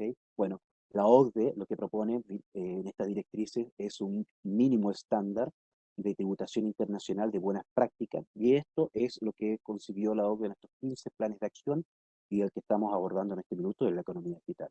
Sin perder de vista que fíjense que está muy, muy de la mano de lo que planteó el doctor Claudio Cipollini, que el precio de transferencia está aplicándose prácticamente los tres pilares, ¿ya? Si bien sus planes de acción específicos en el plan de acción 8, 9 y 10, que tiene que ver, ¿no es cierto?, con las transacciones que involucran intangibles, la asignación de los riesgos, ¿no es cierto?, de activos y capital, como también otras áreas de riesgo por servicios de intergrupos de bajo valor añadido, y en el plan BEPS número 13, la documentación de precios de transferencia de tres niveles, el local file, master file y country by country report, que en Chile ya entró en vigencia a partir de agosto del año 2020, donde apareció, ¿no es cierto?, las nuevas declaraciones juradas 1950 del Master File y de 1951 sobre Local File, y el Country by Country Report que ya venía, ¿no es cierto?, en la declaración jurada 1937 desde el año 2016 para todas aquellas empresas matrices o empresas sustitutivas que tienen ingresos consolidados iguales o superiores a 750 millones de euros. Entonces, aquí podemos ver que la economía digital es transversal y abarca a todos estos tipos de planes de acción que buscan, ¿no es cierto?, evitar la elusión y la evasión fiscal.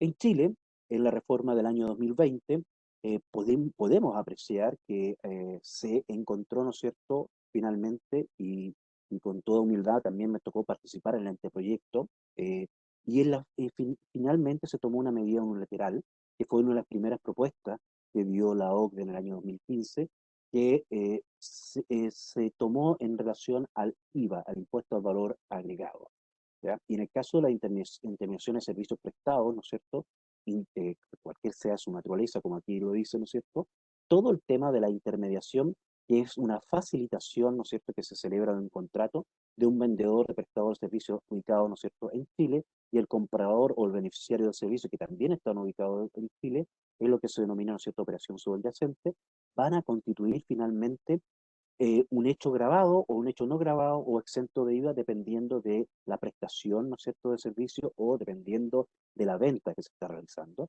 Pero sin lugar a duda, el servicio de intermediación quedaría grabado, ¿no es cierto?, conforme al artículo 8º, letra N, de la Ley de Impuestos a las Ventas y Servicios, que es lo que hoy día está sujetado con el principio de los servicios, ¿no es cierto?, digitales de no domiciliado ni residente en Chile, y que estarían grabadas esta comisión.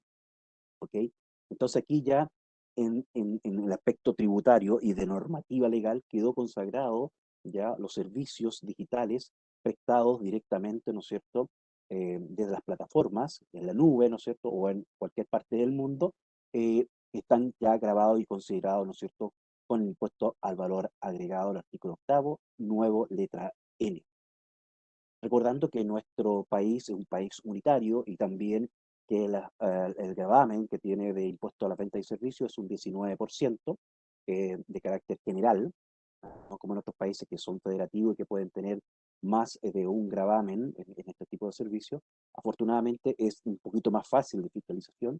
Sin perjuicio de ello, no hay que perder de vista, ¿no es cierto?, que la gran problemática que se fue generando finalmente es aquellos consumidores finales, así como nosotros, como personas naturales, y que estábamos, ¿no es cierto?, importando, por ejemplo, una revista digital, ¿no es cierto?, o un libro digital, o bien también algún tipo de servicios que estamos recibiendo, ¿no es cierto?, desde plataformas digitales y que no estaban siendo grabados con algún tipo de impuesto. Entonces, desde el punto de vista, ¿no es cierto?, del prestador de servicio y beneficiario, como podemos ver aquí, si son los servicios prestados en Chile, cualquiera su naturaleza, van a ser, ¿no es cierto?, grabados con impuesto al valor agregado, ¿ya? Y eso también es sumamente importante. Son dos situaciones específicas, que son los servicios prestados en Chile o utilizados en Chile. Si estos son así, van a estar grabados con el impuesto al valor agregado con una tasa del 19%. ¿Ya? Y aquí podemos ver, ¿no es cierto?, por ejemplo, la aplicación de intermediación de alojamiento, ¿ya?, ¿ya? Tenemos esta aplicación como IBAN, ¿no es cierto? Y existe un arrendador en Chile y un arrendatario en Chile. El arrendador es el que presta el servicio propiamente tal, ¿no es cierto?, de alojamiento, y el arrendatario el que tiene el beneficio de poder estar, ¿no es cierto?, alojando en aquel bien inmueble.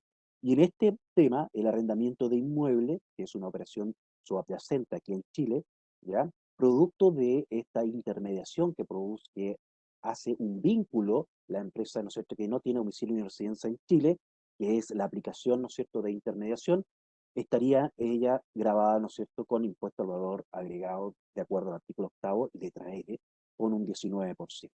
¿Ok? Y el contrato obviamente busca, en este caso, el arrendamiento de un bien inmueble con el objetivo, ¿no es cierto?, de estar alojando. Puede ser, ¿no es cierto?, grabado la intermediación, no puede ser, sino que estaría grabado, ¿no es cierto?, la intermediación bajo el concepto de una comisión, por ejemplo. Aquí también la intermediación, como bien te comentaba, se ha utilizado, ¿no es cierto? Es importante aquí, perdón, de todo lo que es la prestación de servicios, es importante que están siendo utilizados o prestados en Chile. En el caso de la intermediación de las ventas, como es un caso aquí que se plantea, que es un restaurante, ¿no es cierto? Y tienes un cliente, pero utilizamos plataformas digitales, y esta plataforma digital no está domiciliado en Chile, sino que, ¿no es cierto?, en el extranjero. Esta aplicación, por sus servicios, ya que facilita finalmente la colocación de un contrato entre ambas partes, ¿no es cierto?, también estaría grabado con el impuesto al valor agregado del artículo 8 letra N, ¿ya?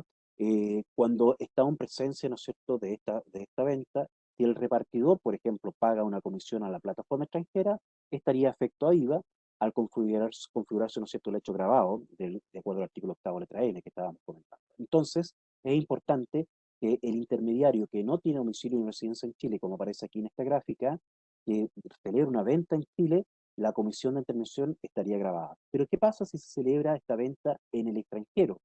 ¿Ya? La primera pregunta que se hace es, uno, es si se produce una importación. Si se produce una importación, ¿no es cierto?, estaría grabado, ¿no es cierto?, con impuesto al valor agregado por la importación propiamente tal. Pero si no es una importación, ¿ya?, la comisión del intermediario no estaría grabada con impuesto al valor agregado. Es interesante esa diferenciación, ¿no es cierto?, porque obviamente en el caso de la importación propiamente tal de un bien, sí estaría grabado, pero si no se trata de una importación de un bien, sino que es una comisión, ¿no es cierto?, que no ha sido importado, en este caso de este bien, no estaría grabada esta comisión del intermediario extranjero, obviamente. ¿Ok? Entonces aquí, como vemos, hay la circular, ¿no es cierto?, que salió del Servicio de Impuestos Internos con respecto a la interpretación de esta normativa legal, permite en definitiva generar este gran resumen en la cual el servicio, ¿no es cierto?, prestado o utilizado en Chile pudiese estar grabado con el impuesto al valor agregado o también con el impuesto adicional. Va dependiendo un poco de, ¿no es cierto?, quiénes son los que están prestando el servicio. Como les comentaba al principio, si estamos en una situación en que una persona natural no es contribuyente de IVA, por lo tanto estamos en una situación de B2C, es decir, de la empresa de plataforma extranjera, presta un servicio al consumidor final, ¿ya?, estaría exento del impuesto al valor agregado y en este caso, al estar exento, ¿no es cierto?, se aplicaría el impuesto al valor agregado para el consumidor final, que es una persona natural no contribuyente de IVA.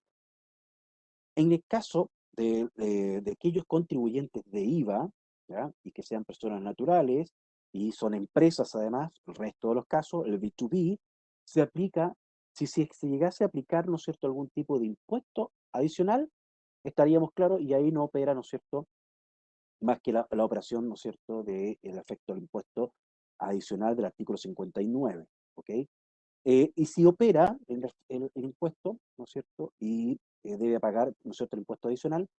En el caso contrario, si no opera, es decir, se aplica algún tipo inclusive de exención del impuesto adicional, ¿ya?, por lo tanto no pagaría impuesto adicional, pero sí estaría obligado a pagar, ¿no es cierto?, el impuesto al valor agregado. Fíjense, o sea, si nos vamos acá en la gráfica y de esta figura, si se aplica alguna sanción de impuesto adicional, no paga, ¿no es cierto? ¿Ya? Y si aplica, pagaría impuesto adicional. Pero ¿qué pasa si no aplica? Como dice acá, se aplicaría directamente el IVA, como bien dice aquí. ¿Ok? Entonces, es aquí donde cambia un poco la política, ¿no es cierto?, no la política, sino que más que bien la legislación, en el sentido de que si una empresa ya presta servicios y lleva contabilidad completa, ¿no es cierto?, y le prestan servicios de extranjero, esta situación puede provocar un pago de impuesto al valor agregado en la medida que esté exento del impuesto adicional. Entonces, cuidado, por favor, esa es la gran alerta, que todos aquellos servicios prestados o utilizados en Chile, ¿ya?, que pueden estar afectos al impuesto adicional, pero quedan exentos del impuesto, debieran aplicar el impuesto al valor agregado. Interesante, o sea, todos los servicios prestados y utilizados en Chile pueden ser, ¿no es cierto?, aplicadas el IVA en general. Es importante acordarse muy bien de ese modelo que acabamos de visualizar. Con respecto a BEPS, como les señalaba, el plan de BEPS de la OCDE hoy en día está en dos situaciones en particulares. Uno, el Pilar 1, que corresponde, ¿no es cierto?, a un enfoque unificado en que se propone la redefinición del concepto de la regla del nexo y un nuevo reparto de la potestad tributaria, ¿no es cierto?, un reparto de utilidades. Y este enfoque que propone la OCDE se aparta un poco de los conceptos tradicionales de la fiscalidad internacional, en donde se busca, ¿no es cierto?, la existencia física propiamente tal para otorgar, ¿no es cierto?, la potestad tributaria. En cambio, aquí se está diciendo que poco menos, prácticamente de una situación casi virtual, ¿no es cierto?, estaría grabando el impuesto. Por lo tanto, la aplicación práctica de este enfoque afectaría fundamentalmente a los sectores altamente digitalizados, pues son aquellos que deben acceder a los mercados de jurisdicciones en todas partes del mundo y en las que se requiera presencia física. Y esta presencia física, el gran concepto es, bueno, si se requiere presencia física propiamente tal, significaría generar, ¿no es cierto?, una filial, una residencia en ese país y pagar los impuestos que corresponden. Pero eso no es tan fácil de aplicar y por eso está el Pilar 2. El Pilar 2 parte de la configuración, ¿no es cierto?, de que existan unas reglas para una tributación mínima global. ¿Escuchan esa parte? Tributación mínima global. ¿Qué sucede? Hace poquito tiempo, ¿no es cierto?, y la secretaria de Estado del Tesoro de Estados Unidos está proponiendo para las grandes corporaciones multinacionales una tributación mínima. ¿Se recuerdan? Salió hace muy poco esta noticia, ¿no es cierto? Yo digo poco, hace un mes, pero que ya han conversado con la OECD para plantear, por lo menos en forma estratégica, en un tiempo, ¿no es cierto?, prudente, aplicar esta tasa de impuestos. Partimos hablando de un 21%, hoy en día también se está hablando de casi un 15% de tributación mínima global que están proponiendo la Secretaría del Tesoro y que no sé si en estos días se va a estar reuniendo con el G7, que están, ¿no es cierto?, los países, los ministerios de Hacienda, reuniéndose de los siete países más importantes industrializados en el mundo, y que van a entrar a decidir si puede ser aplicable este impuesto mínimo global, ¿no es cierto?, a las corporaciones para poder tener una recaudación adecuada. Veamos cómo va a estar asentado esta renta. Que lo hice la asimilación, ¿por qué? Porque también lo presentaba el Pilar 2, pero enfocado para las plataformas, ¿no es cierto?, digitales o aquellas corporaciones, ¿no es cierto?, que están prestando estos servicios en forma digital. Entonces, llama un poco la atención, sí, por supuesto que están tomando esta idea para poder aplicar a todas las corporaciones multinacionales un impuesto mínimo, ya debido a este problema de la pandemia y debido también a un problema grave de recaudación fiscal y por otro lado para generar liquidez a las corporaciones. Bueno, veamos cómo se va a resolver ese tema. En nuestro tema de Pilar 2 hablamos también de una tributación mínima global, que es una tasa GLOB, ¿no es cierto?, una tasa global que ayudaría a reducir la competencia fiscal en las diferentes jurisdicciones y también evitar que los grandes grupos se organicen en función, ¿no es cierto?, en ventajas fiscales, buscando, ¿no es cierto?, dónde se produce la tasa más baja en algún país o jurisdicción, en algún estado que esté ofreciendo esto, y por eso se propone finalmente una regla global cuya aplicación aseguraría, ¿no es cierto?, que los ingresos, la renta de las multinacionales queden sujetos al menos a un umbral mínimo de imposición. Y esta es la regla, ¿no es cierto?, conocida como el Pilar 2, la regla antiabuso global. Eso es lo que quería comentar un poquito con respecto a este tema de la OCDE y cómo lo ha ido enfrentando. Ahora, como tratamos, ¿no es cierto?, el tema de inteligencia artificial, es bastante interesante que hoy día es prácticamente en el mundo se ha ido implementando paso a paso, ¿ya? Y sigilosamente, en nuestro país también. Y aquí vamos a ver un poquito un escáner de cómo la inteligencia artificial está siendo implementado tanto en el ámbito privado como también en las administraciones tributarias. Existen los denominados, ¿no es cierto?, chatbots o asistentes virtuales, que son, ¿no es cierto?, procesamientos utilizando un software, ¿no es cierto?, un software mediante inteligencia artificial para generar un lenguaje natural, entre comillas, ¿no es cierto?, un lenguaje en la medida que un usuario necesita hacer preguntas, va respondiendo, ¿no es cierto?, este asistente virtual, que es lo que podemos ver, ¿no es cierto?, en algunas plataformas, inclusive de empresas privadas aquí en Chile, y también, como vamos a apreciar, del Servicio de Impuestos Internos.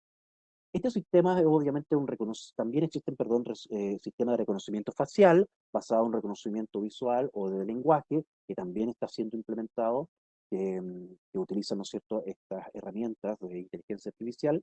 El reconocimiento facial, algunos hablaban del gris en aquellos tiempos, cuando estábamos hablando de ciencia ficción, ¿no es cierto? Bueno, eso también existe hoy día. Existen software también para la traducción automática, ¿no es cierto?, en los lenguajes, ya lo conocemos.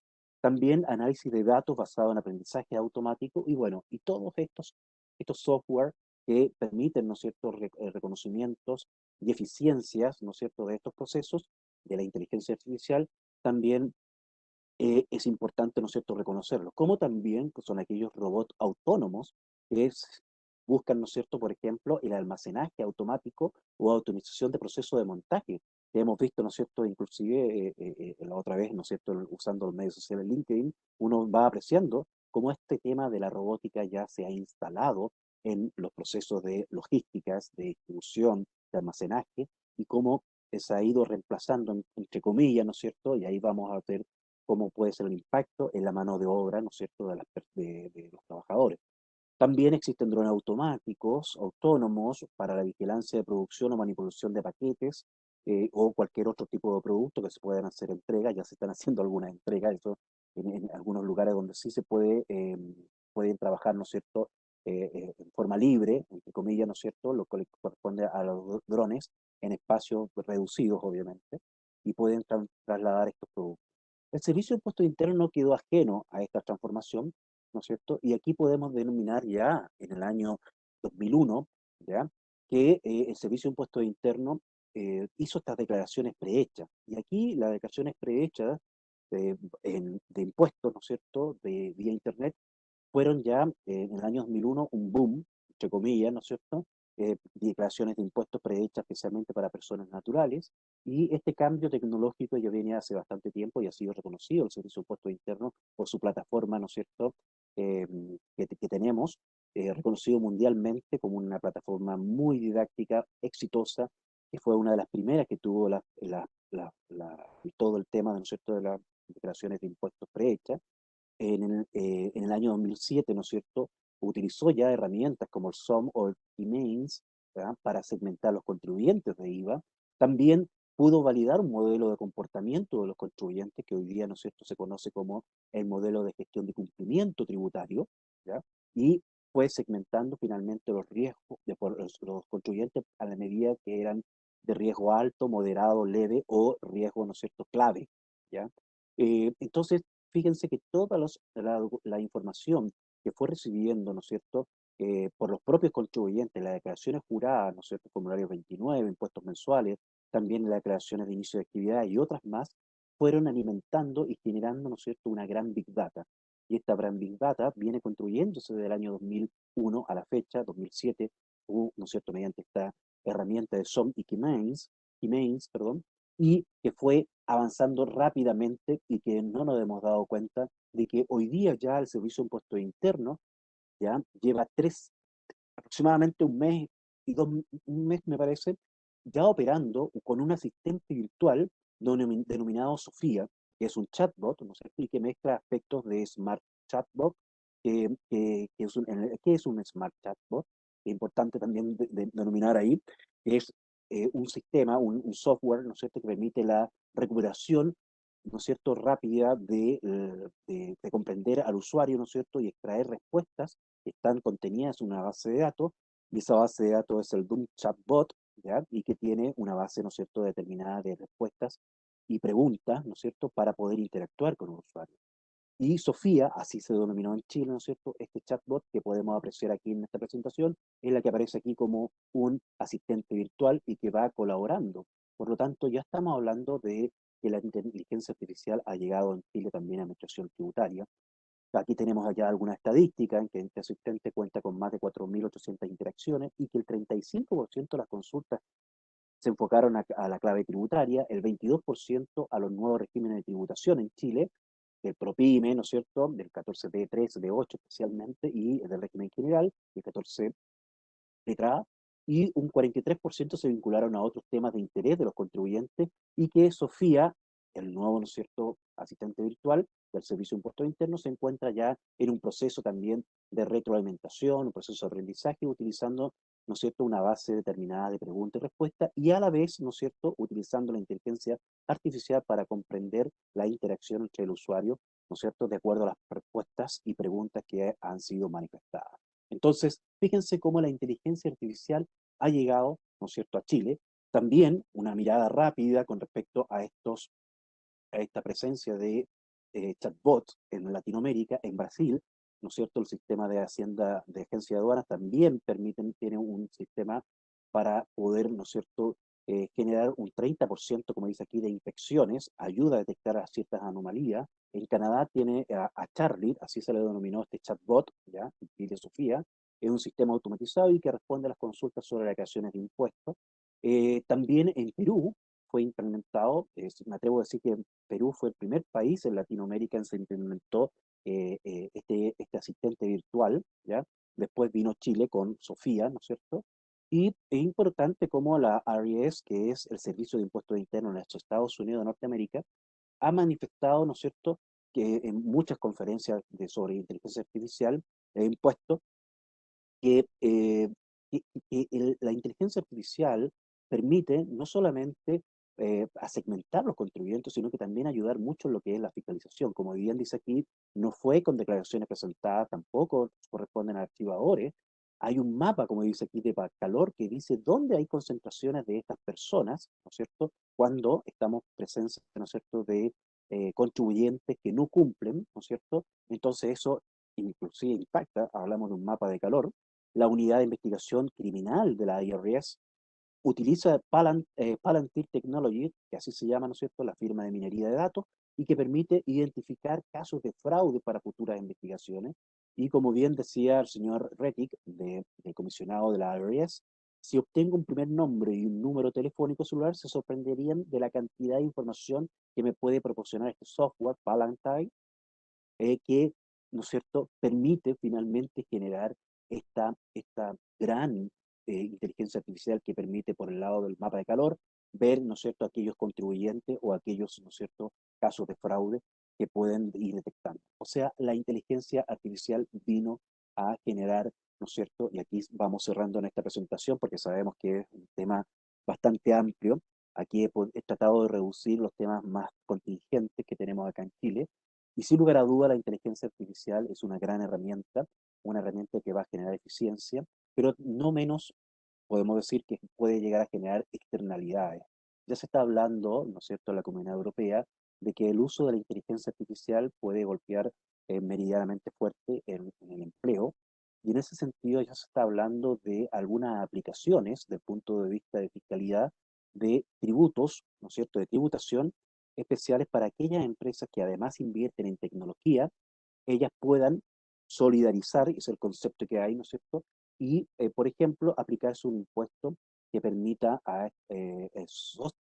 sustentabilizar en el tiempo, ¿no es cierto?, que sea sostenible eh, eh, el, la, el desempleo. Esa es la palabra, ¿ya? Quiero ser muy directo y sincero.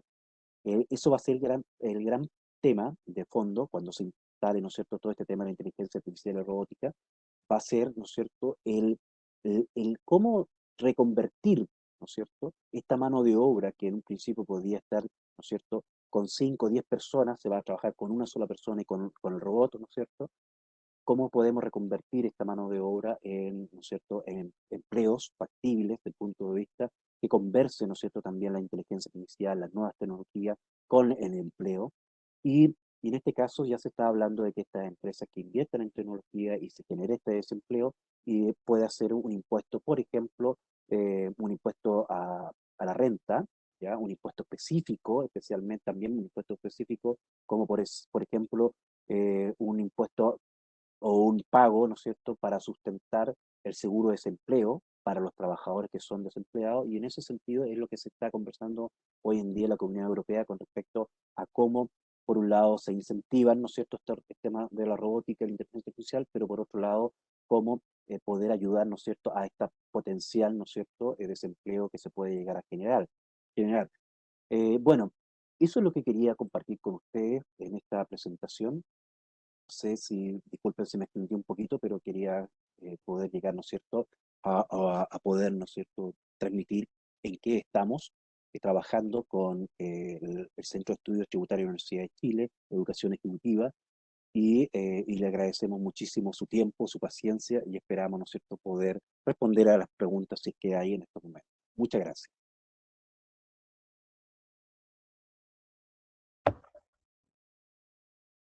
Marco, yo no sé si podrías revisar tu chat, quizás hay algunas preguntas que te las han hecho directamente a ti.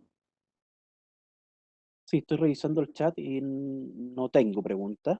Bueno, de parte de Pilar Jiménez, muchísimas gracias por las exposiciones, eso es lo que estoy viendo, pero no tengo este minuto.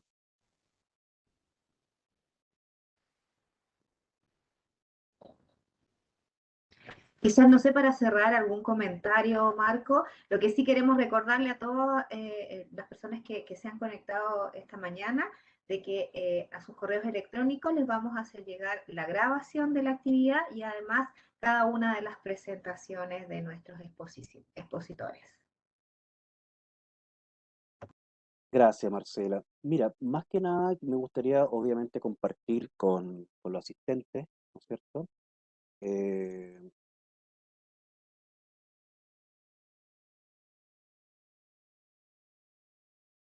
son, disculpen, ¿verdad? Que tengo siempre un problema aquí con la configuración del equipo, así que me van a disculpar.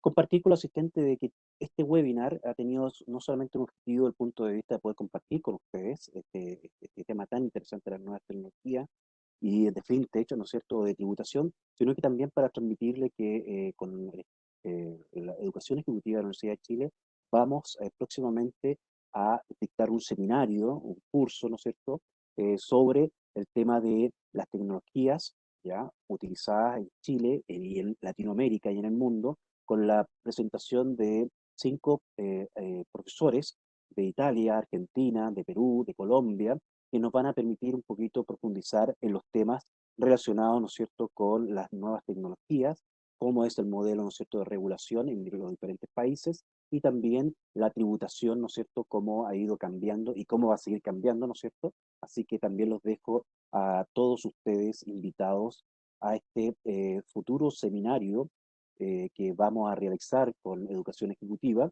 y sobre tecnología, y ahí yo se los presento que conjuntamente con el Centro de Estudios Tributarios y Worldwide TaxNet vamos a presentar este seminario de carácter internacional sobre la tecnología y la tributación de la economía digital en su conjunto. Estamos hablando, ¿no es cierto?, de blockchain, de fintech, de inteligencia artificial, ¿no es cierto?, de los criptoactivos y cómo se regulan esto en el mundo y no solamente aquí en Chile. Así que también los dejo invitados a este seminario que realizaremos próximamente.